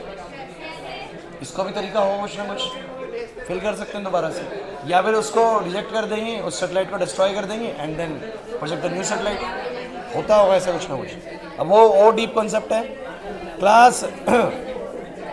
बच्चों, ओ भाई ऐसे नहीं होएगा। और वशी इधर देखिए, हमारे पास ना आधा घंटा है और मेरे को ऑर्बिटल स्पीड का तो पूरा टॉपिक खत्म करवाना है। इसके लिए आप लोगों को चुप रहना पड़ेगा और सुनते रहना पड़ेगा। देखिए, जितनी भी मैंने ये थ्योरी लिखी है ना, सुन लो एक बार, बस वर्बली पढ़ लेते हैं, जल्दी से देखेंगे, कोई शोर नहीं करेगा। कंसिडर अ हाई टावर, एक हाई टावर कंसिडर करते हैं। Let us throw a body horizontal. भैया एक बड़ी जरूरी चीज है, एस्केप स्पीड कैसी थी बोलो? Vertical speed. और ऑर्बिटल स्पीड बोलो कैसी है? हॉरिजॉन्टल। अर्थ की सरफेस से ये हॉरिजॉन्टल प्रोजेक्ट होती है और एस्केप स्पीड अर्थ की सरफेस से वर्टिकल प्रोजेक्ट होती है। नहीं आ रहा समझ में? क्या बोलते हैं पढ़ो ध्यान से। Let us throw a body horizontally from the top of the tower with different velocities. Different velocity से फेंकते हैं। When the velocity is low, जब वेलोसिटी कम होती है, the body describe a parabolic path under the effect of gravity and hits the surface at A1 point. Parabolic path cover करती है और A1 पॉइंट पे हिट करती है। समझ में आ रहा होगा? विद समवट लार्जर वेलोसिटी, लेकिन हम वेलोसिटी अगर बढ़ा दें, its path is still parabolic but hits the surface at A2। अब वो A2 पे हिट करती है, covering a larger horizontal range, थोड़ी बड़ी रेंज कवर करती है। As we go on increasing the horizontal velocity then at a certain velocity, जब हम बढ़ाते जाएंगे तो किसी एक सर्टेन वेलोसिटी पे the body will not hit the earth surface. Body earth surface को हिट नहीं करेगी but will always be in a state of free fall under the gravity. लेकिन वो हमेशा ऐसे रहेगी जैसे ग्रेविटी की स्टेट में फील गिरने वाली है and attempt to fall to earth. और हमेशा ऐसे लगेगा जैसे वो गिरने वाली है but missing it all time. But missing it ऐसा क्यों, जरा बताओ? क्योंकि वो गिरना तो चाहेगी लेकिन उसके बाद जो खुद की जो वेलोसिटी है वो उसको आगे की तरफ लेके जाएगी, तो वो कभी भी गिरेगी नहीं। समझ में आ रहा है कि नहीं आ रहा मैं क्या कहना चाह रहा हूँ? सो वही गाड़ी वाला कंसेप्ट है कि मैं खींचना तो चाहूंगा लेकिन खींच नहीं पाऊंगा बिकॉज उसकी वेलोसिटी उसको हमेशा बाहर की तरफ बनाए रखेगी। क्लियर है कि नहीं भाई? रवेश नहीं आ रहा समझ में? उसके बाद क्या बोलते हैं? Then the body will follow a stable circular path around the earth and will become a satellite of the earth. This horizontal velocity is called orbital velocity. अब ध्यान से सुनिएगा भाई, क्लास सभी बच्चों की नजरें बिल्कुल बोर्ड पे हो। यहां मैं तुम लोगों को बताने वाला हूं डेरिवेशन फॉर ऑर्बिटल स्पीड या ऑर्बिटल वेलोसिटी। देखिए भाई, मेरे को इस चैप्टर से मैंने सबसे ज्यादा कोई ड्राइव आता देखा ना तो ऑर्बिटल वेलोसिटी का देखा। ध्यान रखना इसके ऊपर, क्योंकि बहुत सी बातें हैं, बहुत ज्यादा क्वेश्चंस आते हैं यहाँ से, तो ढंग से पढ़ना इस टॉपिक को। कुछ नहीं है, 15-20 मिनट समझ में आ जाएंगी सारी चीजें। आपको एक बात समझ में आ गई, ये तो है अर्थ। अब ध्यान देना भाई, अब बिल्कुल भी बात मत करना अगर चाहते हो टॉपिक बढ़िया तरीके से समझ में आए तो। ये तो हो गई अर्थ, और अर्थ के सरफेस से कुछ ऊपर यहां पर कहीं पे सैटेलाइट हम प्रोजेक्ट करेंगे तो ये हाइट कितना मान लेते हैं? मान लो सेंटर से दूरी कितनी है बोलो? R। और ये वाली हाइट कितनी मान लेते हैं? H मान लेते हैं। ये H हाइट ऊपर हो गया। अच्छा, इधर हमारी सैटेलाइट बेसिकली क्या करेगी बोलो? इसको मैं कुछ वेलोसिटी दूंगा, इसी वेलोसिटी को बोलो आप क्या बोलोगे? Orbital velocity. क्या बोलोगे बोलो? और एक सर्टेन ऑर्बिटल वेलोसिटी पे ये क्या करना स्टार्ट कर देगी। सही बनाया मैंने डायग्राम? अब ध्यान देना भाई, एक चीज मैंने इसमें और ध्यान दी, ये कैपिटल R है, स्मॉल h है, और इन दोनों के सम को ना बच्चों हम लोग यहां पर मेंशन कर देते हैं। मैं इन दोनों को कलेक्टिवली बोलो क्या बोल देता हूं? Small r। क्या बोल देता हूं? कुछ कहेंगे सर इसको स्मॉल r क्यों बोल रहे हैं? क्योंकि बच्चों हमने कैपिटल R ना रेडियस ऑफ अर्थ को बोल दिया तो मैं इसको कैपिटल तो बोल ही नहीं सकता, तो मैंने इस r प्लस h की पूरी दूरी को बोलो क्या बोल दिया? Small r। अब आप सब बच्चे मुझे एक बात बताना भाई, क्लास प्लीज इधर, काजल, इस दुनिया में अगर किसी भी चीज को गोल घूमते हुए आप देख रहे हो तो एक बात की गारंटी है कि सेंटर से बोलो क्या लग रहा होगा? कोई फोर्स लग रहा होगा जो किसकी ड्यूटी प्ले कर रहा है बोलो? सेंट्रीपिटल फोर्स की। और मुझे बस छोटी सी तुम लोगों से एक बात चाहिए, ध्यान सुनना भाई। क्या तुम लोग बता पाओगे कि अगर मेरे पास कोई m मास की चीज है जो कि v वेलोसिटी से घूम रही है, जिसका रेडियस बोलो कितने रेडियस में घूम रही है बोलो? r रेडियस में। तो किसी भी m मास की चीज को v वेलोसिटी से r रेडियस में घुमाने के लिए सेंटर से जो फोर्स चाहिए होता है उसी को तुम लोग क्या बोलते हो? Centripetal force. और कितना फोर्स चाहिए होता है? अगर मान लो m मास की चीज को घुमा रहे हो v रफ्तार से r रेडियस के अंदर, तो कितना सेंट्रीपिटल फोर्स चाहिए होता है बोलो? mv स्क्वायर बाय में क्या? ध्यान से सुन लो, अगर मेरे को एक छोटा पत्थर घुमाना है रस्सी से बांधकर तो मुझे कम फोर्स लगाना पड़ेगा कोमल, और एक बड़ी सी ईंट घुमानी है तो फोर्स कैसा लगाना पड़ेगा बोलो? ज्यादा। तो जितना बड़ा मास उतना ज्यादा बड़ा सेंटर से बोलो क्या चाहिए? फोर्स चाहिए। जितनी ज्यादा वेलोसिटी अटेन करवानी उतना बड़ा फोर्स चाहिए। बोलो एग्री करते हो कि नहीं करते? तो अगर भारी पत्थर को तेज घुमाना है तो सेंटर से फोर्स भी बोलो कैसा चाहिए, ज्यादा। इसको तुम ऐसे समझो, किसी भी m मास की चीज को v वेलोसिटी से r रेडियस में अगर घुमाना है तो कॉन्टिन्यूसली सेंटर से बोलो क्या चाहिए, एक फोर्स चाहिए। वो पत्थर घूम रहा है क्योंकि सेंटर से एक फोर्स लग रहा है। जैसे सेंटर से फोर्स लगना बंद होता है, बताओ सेंटर से फोर्स लगना बंद कर दूं, छोड़ दूं यहां से फोर्स लगाना, तो क्या होगा, पत्थर सीधा निकल जाएगा। तो किसी भी m मास की चीज को v वेलोसिटी से r रेडियस में घुमाने के लिए सेंटर से कितना फोर्स चाहिए, बोलो mv²/r। अब ये जो mv²/r है ये प्रोवाइड कौन करता है? सर बताओ, अगर पत्थर को मैं घुमा रहा हूं तो इस mv²/r किसने प्रोवाइड किया? मैंने। जब इलेक्ट्रॉन न्यूक्लियस के चारों तरफ घूम रहा है वो सेंट्रीपिटल फोर्स किसने प्रोवाइड करा? सर इलेक्ट्रोस्टैटिक फोर्स ने। अरे नहीं यार, ये बात समझे। अर्थ सन के चारों तरफ घूम रही है वो सेंट्रीपिटल फोर्स किसने प्रोवाइड किया? ग्रेविटेशनल फोर्स ने। मुझे बताओ जरा, सैटेलाइट इसके चारों तरफ घूम रही है तो इस सेंट्रीपिटल फोर्स यानी इस सैटेलाइट का अपना कुछ मास होगा? अरे होगा कि नहीं होगा, जल्दी बोलो। तो इसको गोल घुमाने के लिए भी तो सेंटर से एक फोर्स चाहिए ना। अगर मान लो सेंटर से फोर्स ना हो, इमेजिन करो सेंटर से फोर्स नहीं है, अर्थ की ग्रेविटेशनल फील्ड यहां पर है ही नहीं, तो वो सीधा ही चलता रहेगा कि नहीं रहेगा? तो गोल घुमाना है तो बोलो सेंटर से फोर्स चाहिए। यहां mv²/r की ड्यूटी किसने पूरी करी? यहां सेंट्रीपिटल फोर्स की ड्यूटी किसने पूरी करी? The gravitational force of attraction from the earth. Clear हुआ कि नहीं हुआ? समझ नहीं आ रहा सर? अर्थ की ग्रेविटेशनल फोर्स ने ही यहां पर सेंट्रीपिटल फोर्स की ड्यूटी को पूरा किया। सेंट्रीपिटल फोर्स की ड्यूटी कौन सी होती है? सर mv²/r जो सेंटर से चाहिए होता है किसी भी चीज को घुमाने के लिए, वो होता है सेंट्रीपिटल फोर्स। और वो ड्यूटी यहां पर कौन पूरी कर रहा है? Gravitational force of attraction from the earth surface. Clear हुआ कि नहीं हुआ? नहीं यार, मेरी बात समझ शोम। तो मैं यहां पर क्या बोलूंगा, ध्यान सुनना भाई।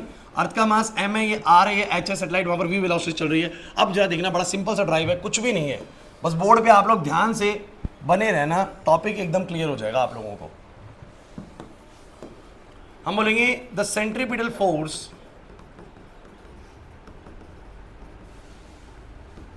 For any body of mass m to revolve in a circular path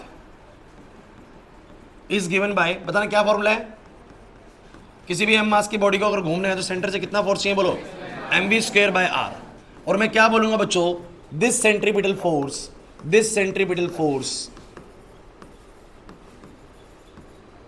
for satellite के लिए सेंट्रीपिटल फोर्स। अच्छा, मैंने स्मॉल r क्यों लिखा भाई क्लास? क्योंकि एम्स का मास v एरा और कितने वाले सर्कल के रेडियस में घूम रहा है, बोलो स्मॉल r। कौन से वाले बोलो? बोलना मत भाई, ये स्मॉल r यहां पर क्या है? उस सर्कुलर पाथ का बोलो क्या? ऑर्बिट, और उसका रेडियस बेसिकली है ना। ये अर्थ है भैया, ध्यान रखना यार, कंफ्यूज मत होना। ये चीज बोलो क्या है? ये अर्थ है, और अर्थ के चारों तरफ जो सर्कल बना हुआ है वो उसका सर्कुलर पाथ है भाई, उसका जो रेडियस है बेसिकली। तो मैं बोलूंगा भैया सेंटर से कितना फोर्स चाहिए? सब बच्चों की नजर बिल्कुल बोर्ड में भाई। अंकित, सेंटर से कितना फोर्स चाहिए? उसका मास m है, v वेलोसिटी, और कितने बड़े रेडियस में घूम रहा है? r रेडियस में। सेंटर से फोर्स कितना चाहिए? mv²/r। बताओ ये mv²/r किसने प्रोवाइड करा? ग्रेविटेशनल। तो मैंने यहां पर बोला this centripetal force for satellite is provided by gravitational force by earth. अब जरा मुझे तुम बस ये बता दो कि जो ग्रेविटेशनल फोर्स है, जो अर्थ का ग्रेविटेशनल फोर्स है वो कितना है? जरा बताओगे? या मैं ये बोलूंगा जो ये हमारे को ग्रेविटेशनल फोर्स है वही तो क्या, मतलब इस सेंट्रीपिटल फोर्स को किसने प्रोवाइड करा? ग्रेविटेशनल फोर्स ने। मींस ये mv²/r किसने प्रोवाइड करा होगा? ग्रेविटेशनल फोर्स से। ये चलो कोई नहीं, आप पहले मुझे ग्रेविटेशनल फोर्स बताओ, छोड़ो सारी बातें। इस m मास के ऑब्जेक्ट पे ये अर्थ जो है वो कितना ग्रेविटेशनल फोर्स लगा रही होगी, कौन बताएगा? Capital G। चलो ठीक है, और बोलो capital M small m divide by कौन सा? r square. Small r square capital r square. Sir वो ऑब्जेक्ट वहां पर है, सेंटर से दूरी स्मॉल r होगी। या तो r+h का होल स्क्वायर लिख दो या सीधा बोल दो स्मॉल r। प्रिंस नहीं आया समझ में? या तो r+h का होल स्क्वायर बोल दो या बोलो क्या बोल दो? स्मॉल r का स्क्वायर। अरे समझ नहीं आ रहा, अब तो मैं हो गया, अब कह रहे से हमारी कैपेसिटी से ऊपर हो गया। कुछ भी नहीं है यार, बड़ी आसान सी चीज है यार। एक m मास है, बताओ इन दोनों के बीच में कितना ग्रेविटेशनल फोर्स है? मैं पूछ रहा हूँ तुमसे, बोलो कितना आएगा? Gm डिवाइड बाय में इनकी दूरी का स्क्वायर। दूरी है r+h, जिसको मैंने बोलो क्या लिखा है, मैं साइड में लिख देता हूँ कि r कुछ नहीं है, r+h ही। तो बोलो क्या आएगा? बोलो r²। तो मुझे बताओ जरा सब बच्चे, वी नो क्लास, यहां पर ये चीज mv²/r किसने प्रोवाइड करी? इसी ने तो प्रोवाइड करी है। सो बोलेंगे जो gmm/r² है बच्चों, gmm/r² है, this is actually mv²/r। Clear नहीं हुआ सर? इस mv²/r को किसने प्रोवाइड करा? जो सेंटर से फोर्स चाहिए था वो किसने प्रोवाइड किया? अरे यही वाला सेंटर से जो फोर्स चाहिए होता है वो किसने प्रोवाइड करा? इसी ने तो करा है, gmm/r² ने। नहीं आ रहा समझ में? This necessary centripetal force necessary क्यों बोल रहा हूं? किसी भी चीज को गोल घुमाने के लिए सेंटर से बोलो क्या चाहिए? फोर्स। तो this is necessary centripetal force is provided by the this necessary centripetal force is provided by the gravitational force by the earth. तो this is equal to this. Clear हुआ? अच्छा बताना जरा क्या होगा? आर से आर, एम से M, बताना वी स्क्वायर का फॉर्मूला क्या आ गया? जी एम बाई में बोलो क्या? Small R. G M by में बोलो क्या? प्रॉब्लम है क्या किसी को? वही जल्दी बताओ। अब बताओ वेलोसिटी का फॉर्मूला क्या आ गया? ये कौन सी वेलोसिटी है? Orbital velocity. तो फॉर्मूला बन गया ऑर्बिटल वेलोसिटी का। ये तो कितनी ऑर्बिटल वेलोसिटी किसी ऑब्जेक्ट को देनी पड़ेगी? It is root of G M by में बोलो क्या? आर। अच्छा इसमें एक छोटी सी चीज है, अगर तुम थोड़ा सा ध्यान से देख सको, जी और एम को तो मैं कुछ नहीं कर सकता। योगिता, जी और एम को तो मैं कुछ नहीं कर सकता, ध्यान समझना। लेकिन वो कह रहा है कि जो स्मॉल आर है, स्मॉल आर है, अगर ये ज्यादा है, सोच के बताना, अगर ये ज्यादा है तो मुझे वेलोसिटी कम देनी है। कोई मुझे रीजन बता सकता है इसका? अगर स्मॉल आर ज्यादा है तो मुझे हॉरिजॉन्टल वेलोसिटी कम ही देनी है। अगर स्मॉल आर ज्यादा है तो तुम सोचो तो सही, स्मॉल आर ज्यादा है तो अर्थ का ग्रेविटेशनल फोर्स भी कम हो गया होगा, तो मुझे उसको इस पाथ में रखने के लिए कोई बहुत ज्यादा वेलोसिटी। लेकिन अगर मैं बहुत अर्थ के नजदीक हूं तो आपको पता है अर्थ की ग्रेविटेशनल पुल बहुत ज्यादा होती है वहां पर, तो उसको इस सर्कल में घुमाए रखने के लिए वेलोसिटी भी बहुत ज्यादा देनी पड़ेगी। और अगर अंदर से मैं बहुत ज्यादा ताकत लगा रहा हूं रस्सी से बांध के गाड़ी को खींचने के लिए, तो उसको भी ताकत कैसी लगानी पड़ेगी? बोलो ज्यादा। तो मैं ये कहता हूं कि जितना नजदीक होगा आर, जितना बोलो क्या होगा? कम होगा। ऑर्बिटल स्पीड उतनी ही बोलो क्या देनी पड़ेगी? ज्यादा देनी पड़ेगी।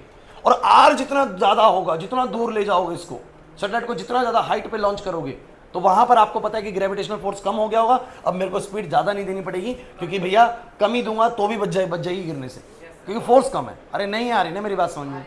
पक्का बताओ जल्दी से। और अगर ये वाले पॉइंट्स को तुम समझना चाहते हो तो तुम ऐसे समझ सकते हो कि जिन प्लैनेट्स का मास ज्यादा होगा ना, उन पे आपको ऑर्बिटल स्पीड भी ज्यादा देनी पड़ेगी। लॉजिकली सोच लो यार, अगर आप अर्थ की बजाय किसी और प्लैनेट पे जाके इसको सैटेलाइट बनाना चाहते हो, तो अगर अर्थ का मास ज्यादा है तो उसकी ग्रेविटेशनल पुल भी बोलो क्या होगी? ज्यादा। तो भैया ग्रेविटेशनल पुल ज्यादा होगी तो उसको क्रॉस ओवर करने के लिए हमें यहाँ पर स्पीड भी कैसी देनी पड़ेगी? उसको ज्यादा देनी पड़ेगी। तो अगर प्लैनेट का मास ज्यादा है ना, तो ऑर्बिटल स्पीड ज्यादा देनी पड़ेगी। लेकिन अगर दूरी ज्यादा है तो ऑर्बिटल स्पीड कम दोगे तो भी काम चल जाएगा, बिकॉज दूरी ज्यादा होने पर उतना ग्रेविटेशनल पुल लगेगा नहीं, तो हम कम स्पीड में भी उसको सर्कल में रिवॉल्व करा सकते हैं। क्लियर हुआ कि नहीं हुआ? नहीं आया समझ में, है ना? सो मुझे तुम्हें एक सब बच्चे बता दो भाई, इस ड्राइव को भी खत्म नहीं करा है, वैसे तो बात बन गई है। वी ऑर्बिटल स्पीड बोलो कितनी देनी पड़ेगी? बोलो सब बच्चे, रूट ऑफ। लेकिन इसी की बहुत सारी फॉर्म है, जैसे कि मुझे तुम बताओ, मैं इस जी एम आर को बोलो क्या लिख सकता हूं? R plus H. तो इसी की अनदर फॉर्म ये भी यूज होती है। कई बार ये फॉर्मूला दिख जाएगा आप लोगों को, बिकॉज स्मॉल आर आपका यहाँ पर आर प्लस एच है। समझ नहीं आया सर क्या कर दिया, है ना? दूसरी बात, अभी थोड़ी देर पहले भी मैंने आपको करवाया था बच्चों कि हम जानते हैं कि जी एम क्या होता है? जी बराबर होता है जी एम बाई में बोलो क्या? तो जी एम बोलो क्या होता है?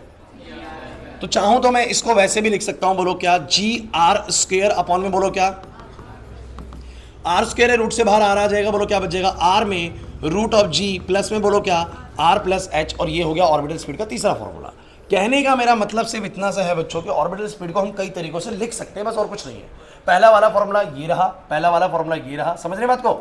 ये भी एक फॉर्मूला है, इसको मैं इक्वेशन नंबर 1 बोल देता हूं। ये वाला दूसरा फॉर्मूला है और ये वाला, लेकिन तीनों चीजें एक ही तरीके की चीजें बोल रही हैं। बस स्मॉल आर को आर प्लस एच रख दिया लवेश, स्मॉल आर को मैंने आर प्लस एच रख दिया, जीएम को मैंने जी आर स्क्वायर रख दिया और ऐसा बना दिया। तो ऑर्बिटल स्पीड आप जैसे मर्जी रखिए आप लोग। अच्छा एक बात बताओ, ऑर्बिटल स्पीड को क्या ऐसे कैलकुलेट कर सकते हो जैसे एस्केप स्पीड करी थी? हाँ भाई आयुष, देखो एस्केप स्पीड का फॉर्मूला क्या आया था, जरा ध्यान सुनो बच्चों। क्या आया था बोलो? Root of G R. तो मेरे को जी और आर तो कांस्टेंट वैल्यू से पुट कर दी, लेकिन 2GR चलो। तो तुम मुझे सब बच्चे ये बताओ जरा, क्या इधर सब कुछ कांस्टेंट है क्या? अरे एक पर्टिकुलर हाइट के लिए कैलकुलेशन हो सकता है, लेकिन आप फिक्स नहीं बोल सकते कि इतनी स्पीड दो और चीजें रिवॉल्व करना शुरू कर जाएंगी। क्यों भाई सब बच्चे बोर्ड पर? क्योंकि सर अलग अलग हाइट के हिसाब से अलग अलग ऑर्बिटल स्पीड आपको मिलने वाली है। समझे कि नहीं समझे? अरे यार समझ नहीं पा रहे, ये चीज कांस्टेंट है, ये चीज कांस्टेंट है, ये चीज कांस्टेंट है, लेकिन हाइट जो है वो तो अगर आप 100 किलोमीटर ऊपर हो तो अलग आंसर आएगा, 200 किलोमीटर ऊपर हो तो अलग आंसर आएगा, 250 किलोमीटर ऊपर तो अलग आंसर आएगा। मतलब जितनी हाइट पे आपको प्रोजेक्शन करनी है उसके हिसाब से बोलो अलग आंसर आएगा कि नहीं आएगा ऑर्बिटल स्पीड, क्योंकि वहां पर कितनी स्पीड देनी है। बट एस्केप स्पीड सबके लिए बोलो क्या थी? सेम, क्योंकि उसके जो जिन पे फॉर्मूला पे डिपेंड कर रही थी, इन पैरामीटर्स पे डिपेंड कर रही थी, वो सारे के सारे बोलो क्या थे? कांस्टेंट से। खुशी नहीं है यार बात समझ? पक्का? तो सब बच्चे ऑर्बिटल स्पीड का ड्राइव कर लोगे।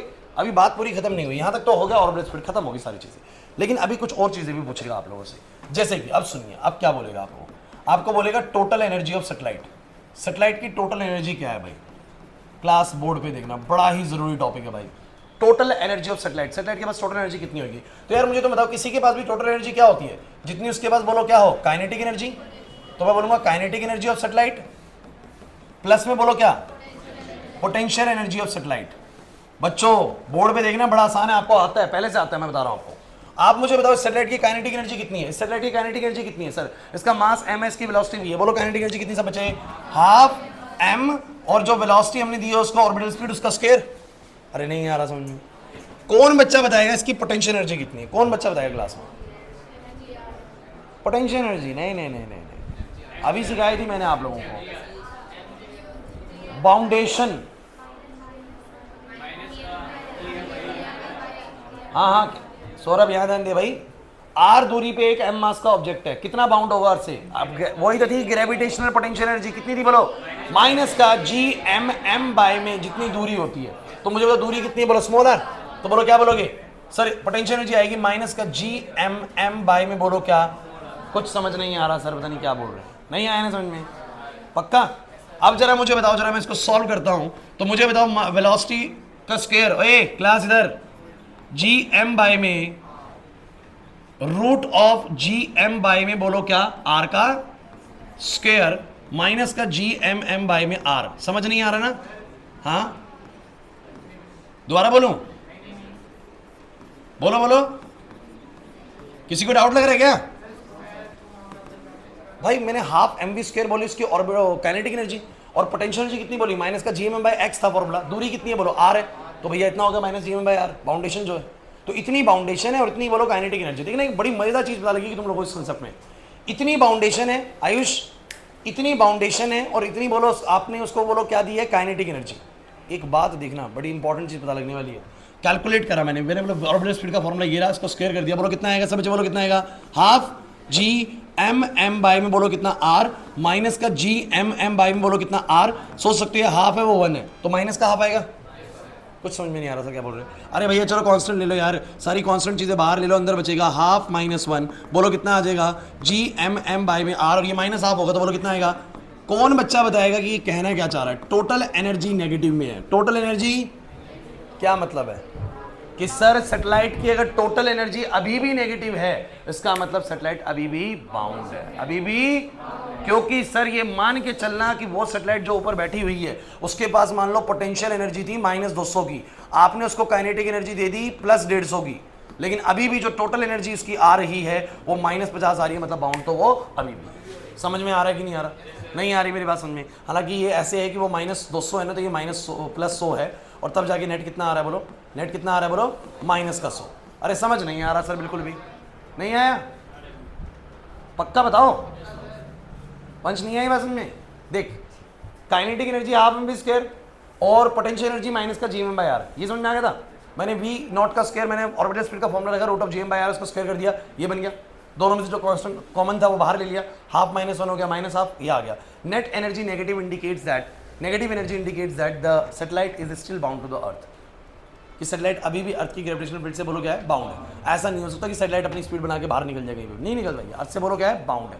इसीलिए उसकी नेट जो एनर्जी आ रही है वो भी क्या आ रही है बोलो, नेगेटिव आ रही है।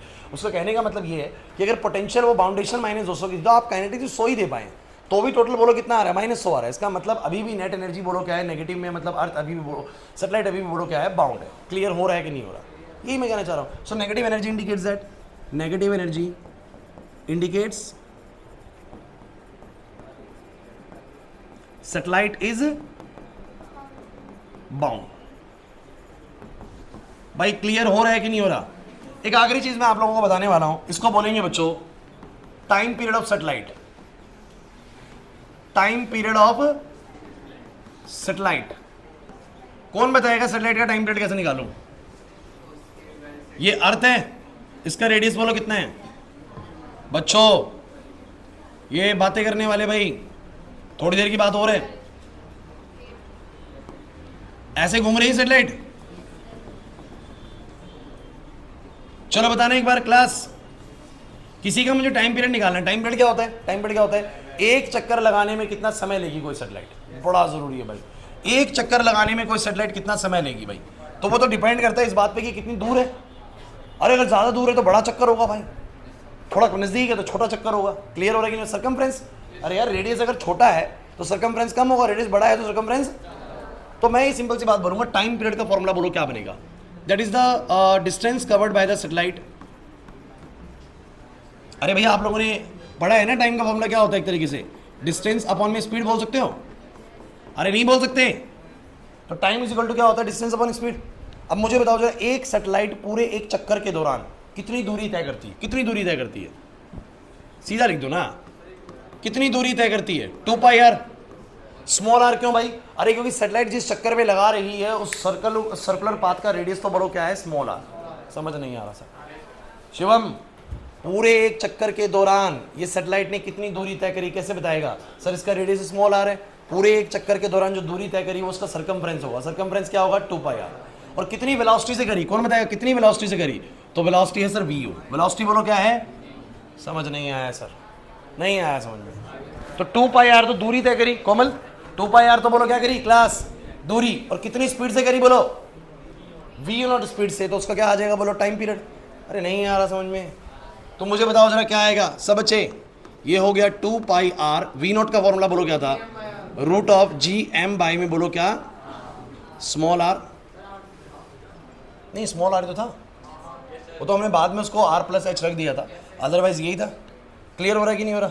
अब एक चीज़ मैं तुम्हें सिखाऊंगा यहाँ पर बड़ी ज़रूरी ना, जो तुम्हें ध्यान देनी क्लास, सही बच्चे बिल्कुल अब बातें करना बंद कर देना और बोर्ड पे देखना। तुम लोगों को याद है कैप्लर्स का थर्ड लॉ क्या था, क्या था, जो टी स्क्वायर होता है वो डायरेक्टली प्रोपोर्शनल होता है बोलो किसके, आर के। मेरे ये जो आर था वो रेडियस ऑफ अर्थ नहीं था बच्चों, अगर तुम्हें याद आए तो आर क्या था, जैसे कि ये सन है,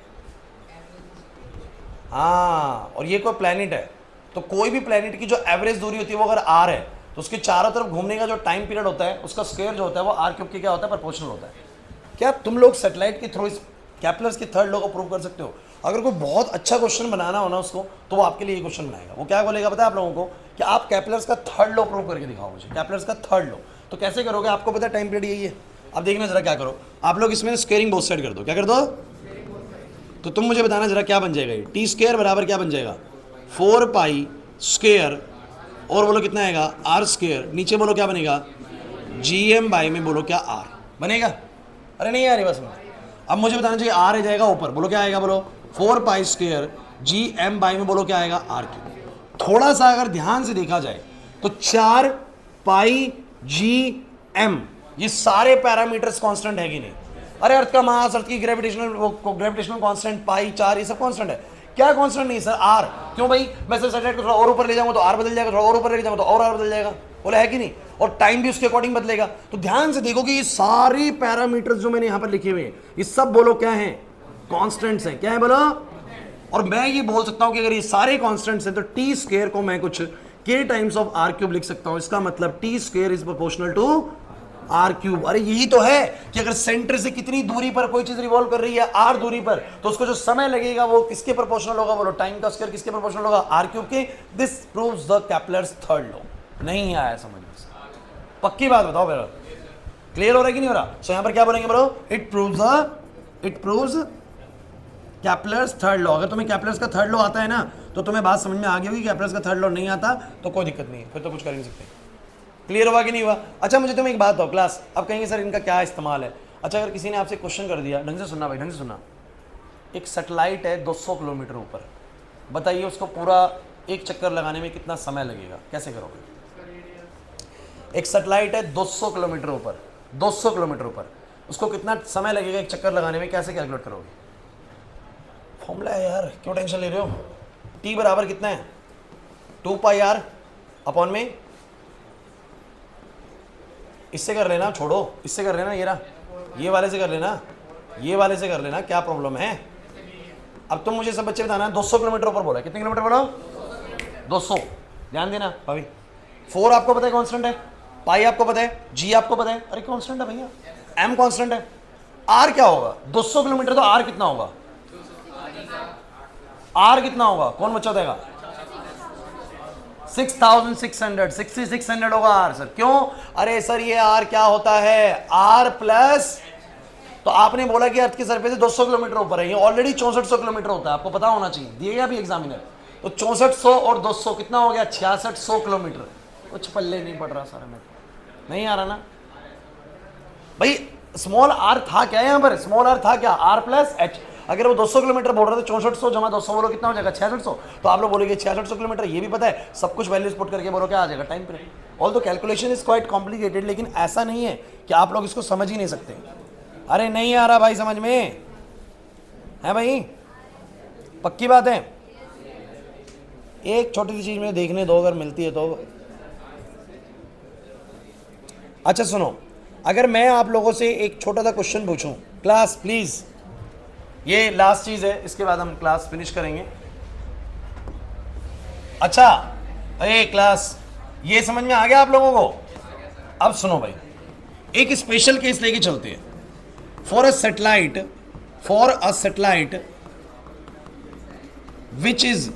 which is revolving very nearer to earth surface. अरे ध्यान से सुना करो, अगर कोई सैटेलाइट ऐसी जो अर्थ के बहुत नियर है, अच्छा नियर का मतलब क्या है, 50 किलोमीटर ऊपर है, लेकिन नियर है क्या सर, बहुत नियर है, 50 किलोमीटर ऊपर है बस, कितनी बोलो। अभी नियर क्यों बोल रहा हूं मैं आपको समझाता हूं। अगर कोई बहुत नजदीक है अर्थ के सरफेस से, सौरभ यहाँ पर अर्थ के सरफेस से बहुत नजदीक है, तो मैं ये बोल सकता हूं कि जो मेरा जो स्मॉल एच है वो आर से बहुत छोटा है। अरे सोचो ना, अगर अर्थ के सरफेस के बहुत नजदीक सैटेलाइट रिवॉल्व कर रही है तो उसका जो एच है वो आर से बहुत छोटा होगा। अरे आर कितना होता है जरा बताना, 6400 किलोमीटर, 6400 किलोमीटर।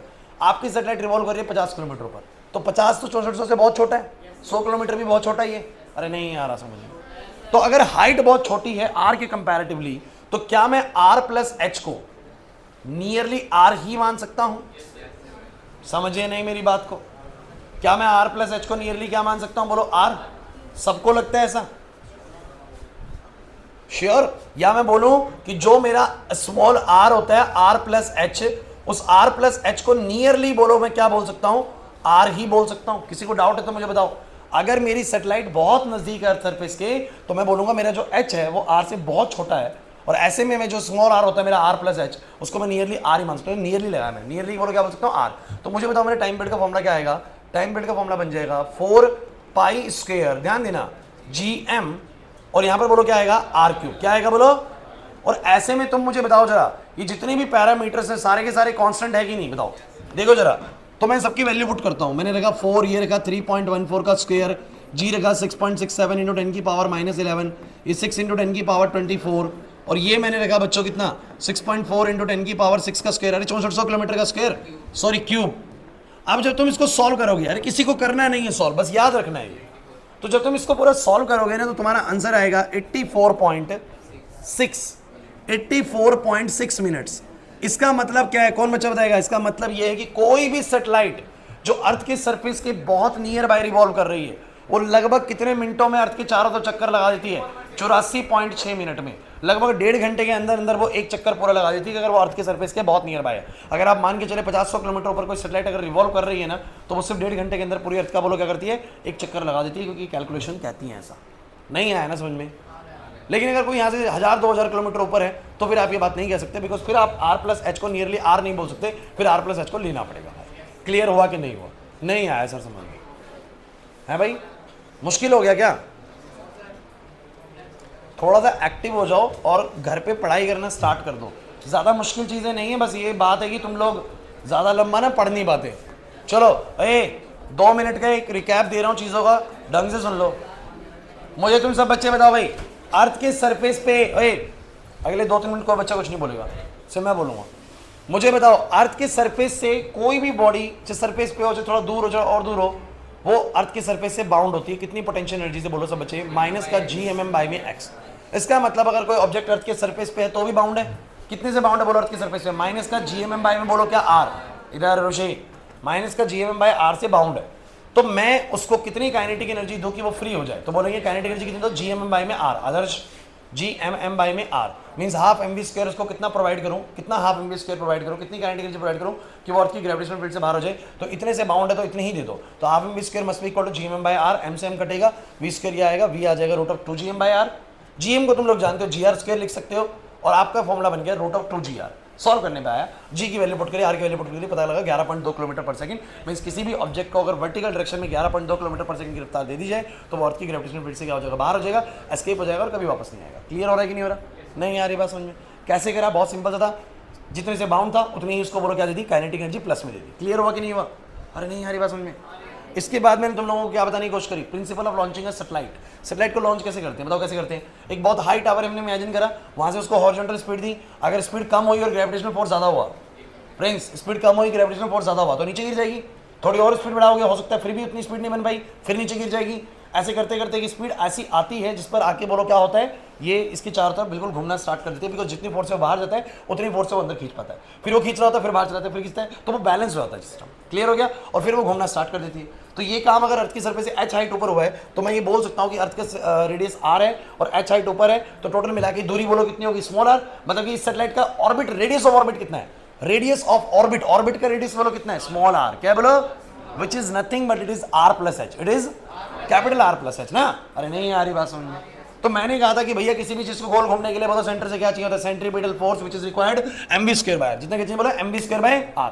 और ये mv²/r यहाँ पर किसने प्रोवाइड करा, ग्रेविटेशनल फोर्स ने। तो मुझे बताओ ग्रेविटेशनल फोर्स कितना, बोलो Gmm/, में बोलो क्या, r²। This provides the necessary centripetal force which is mv²/r। तो इस mv²/r को इसी ने प्रोवाइड किया, इसलिए बोल सकते हैं कि Gmm/r² is nothing but it is mv²/r। Solve करा, v का फॉर्मूला ये आ गया भाई। इसी को बस मॉडिफाई कर करके हमने बोल दिया कि फॉर्मूला तो √Gm/r है, लेकिन मैं इस r को r प्लस h, तो किसको नहीं पता है? जिसको पता है स्मॉल r का मतलब क्या है, वो जानता है r प्लस h है, वो जानता है Gm को gr² भी लिख सकते हैं। सर ये तीनों चीजें एक ही बात कहती हैं, थोड़ी सी समझदारी चाहिए बस कि आपको पता हो रिलेशंस क्या है। अब इसमें कौन सी समझदारी की नीड है यार कि स्मॉल r को r प्लस h लिखना चाहिए? डेरिवेशन करी है तो तुम्हें पता होगा स्मॉल r को r प्लस h बोलते हैं। क्लियर हो रहा है कि नहीं हो रहा? ये सारा पढ़ने के बाद हम लोगों ने क्या पढ़ा, टोटल एनर्जी ऑफ सैटेलाइट। और सैटेलाइट की किसी भी चीज की टोटल एनर्जी क्या होती है, उसकी काइनेटिक एनर्जी प्लस काइनेटिक कितनी होगी, बोलो हाफ mv², पोटेंशियल बोलो कितनी होगी, माइनस का Gm/r। समझ नहीं आ रहा सर बिल्कुल? तो काइनेटिक हो गया हाफ mv², v कितना हो गया बोलो √Gm/r², और ये हो गया सॉल्व करा, नेगेटिव एनर्जी है, क्या है बोलो, नेगेटिव। नेट एनर्जी नेगेटिव का मतलब क्या है बोलो, सैटेलाइट भी अर्थ से बोलो क्या है, बाउंड है सर, अभी भी बाउंड है, टोटल एनर्जी का भी बाउंड है। क्लियर हो रहा है कि बाउंड है तभी तो घूम रही है, बाउंड नहीं है तो फ्री हो जाती है ना बच्चों। ठीक है, नेक्स्ट बोलो क्या, नेक्स्ट बोलो क्या, टाइम पीरियड। टाइम पीरियड क्या होता है, सर्कमफ्रेंस में जितना चला डिवाइड बाय कितनी वेलोसिटी चला, 2πr/v। 2πr/v कितना है बोलो √Gm/r। यहाँ छोड़ दिया मैंने, लेकिन मैंने कैपलर्स का थर्ड लॉ प्रूव करने के लिए दोनों तरफ स्क्वायरिंग करा, t² बराबर ये हो गया, t² is directly proportional to r³ आया। जितना ज्यादा दूरी पर कोई चीज होगी उतना ज्यादा उसको बोलो क्या लगेगा, टाइम पीरियड। यही बात बताया गया था कि मरकरी को समय लगता है कम, वेनस को उससे ज्यादा, अर्थ को उससे ज्यादा समय लगता है, और मार्स को उससे ज्यादा समय लगता है, क्योंकि उनकी जितनी ज्यादा दूरी होती है टाइम पीरियड भी उतना ही ज्यादा होता है। यही बोलते हैं कैपलर्स थर्ड लॉ, और यही बोलते हैं ये भी कि जितना ज्यादा दूरी पे r होगा, जितनी ज्यादा दूरी पे सैटेलाइट होगी, उतना ही ज्यादा बोलो क्या लगेगा, टाइम पीरियड। वो यही तो बात बोलना चाह रहा है, कैपलर्स का थर्ड लॉ प्रूव हो गया। नहीं आया समझ में भाई? उसके बाद मैंने तुम लोगों को क्या बताया, मैंने बताया कि अगर कोई भी सैटेलाइट अर्थ के सरफेस के बहुत नजदीक है तो हम ये बोल सकते हैं कि जो r प्लस h है वो नियरली r ही बोल सकते हैं। क्या h तो बहुत ही छोटा है ना, 6400 किलोमीटर के कंपैरेटिवली, तो उसको r ही बोल सकते हैं। अगर उसको r ही मान लो तो कैलकुलेशन करने पे पता लगा कि कोई बॉडी जो अर्थ के सरफेस के बहुत नजदीक है और वो रिवॉल्व कर रही है तो उसको सिर्फ 84.6 मिनट लगने हैं अर्थ के चारों चक्कर लगाने। क्लियर हो रहा है कि नहीं हो रहा? लगभग 1.5 घंटा लगना है भाई। कहाँ से मुश्किल है बताओ चैप्टर? कहीं से चैप्टर मुश्किल है? शुरू से अगर आप चीज़ें देखो तो हीलियोसेंट्रिक थ्योरी, जियोसेंट्रिक थ्योरी तो बहुत ईजी चीज़ थी। फिर आप लोगों ने पढ़ा था क्या, कैपलर्स के तीनों लॉज पढ़े थे, law of orbits, law of periods, law of areas. Easy थे, मुश्किल नहीं थे भाई। उसके बाद यूनिवर्सल लॉ ऑफ ग्रेविटेशन, तो भैया F=Gm1m2 में क्या r²। फिर एक्सेलरेशन ड्यू टू ग्रेविटी वाला टॉपिक बेहद इंपॉर्टेंट है। सरफेस पे कितना होता है 9.8, लेकिन हाइट पर जाते हुए कम होता है, डेप्थ पर आते हुए भी क्या होता है, कम। फॉर्मूला याद कर लीजिए, G' बराबर G 1 - 2h/r, डेप्थ में आते हुए G' बराबर G 1 - d/r। अरे नहीं यार, बस फिर तुम्हें पढ़ाया गया ग्रेविटेशनल पोटेंशियल एनर्जी, कि हर चीज़ बोलो क्या होती है, बाउंड होती है। लेकिन उसी में एक बात और ऐड करी थी, जब किसी ऑब्जेक्ट को हम किसी पॉइंट से दूसरे पॉइंट पे लेके जाते हैं हमें वर्क डन करना पड़ता है, वो वर्क डन भी हमने कैलकुलेट करा था। अरे नहीं आ रहा समझ में? फिर तुम लोगों ने आज क्या करा, एस्केप स्पीड करा, ऑर्बिटल स्पीड करा, उसका टाइम पीरियड करा, उसकी बेसिकली इससे पहले टोटल एनर्जी करी। समझ में आ रहा है कि नहीं आ रहा? चैप्टर बहुत मुश्किल नहीं है, मैंने बोला था आप लोगों को, रोटेशनल मोशन के बाद चैप्टर्स आसान हो जाते हैं, फिजिक्स आपकी हल्की हो जाती है यहाँ से। और तुम देखना अभी आगे के चैप्टर भी ऐसे ही हैं, नकली हैं बिल्कुल अब आगे सारा कुछ। लेकिन ये समझ में आ गया अच्छे से। गवर्नमेंट स्कूल वालों का इतने तक करना था, सिलेबस हो चुका है लगभग। बाकी देखते हैं नेक्स्ट क्लास से मैं कुछ नए टॉपिक्स कराऊंगा, आज इतना ही करेंगे। ठीक है, जाओ।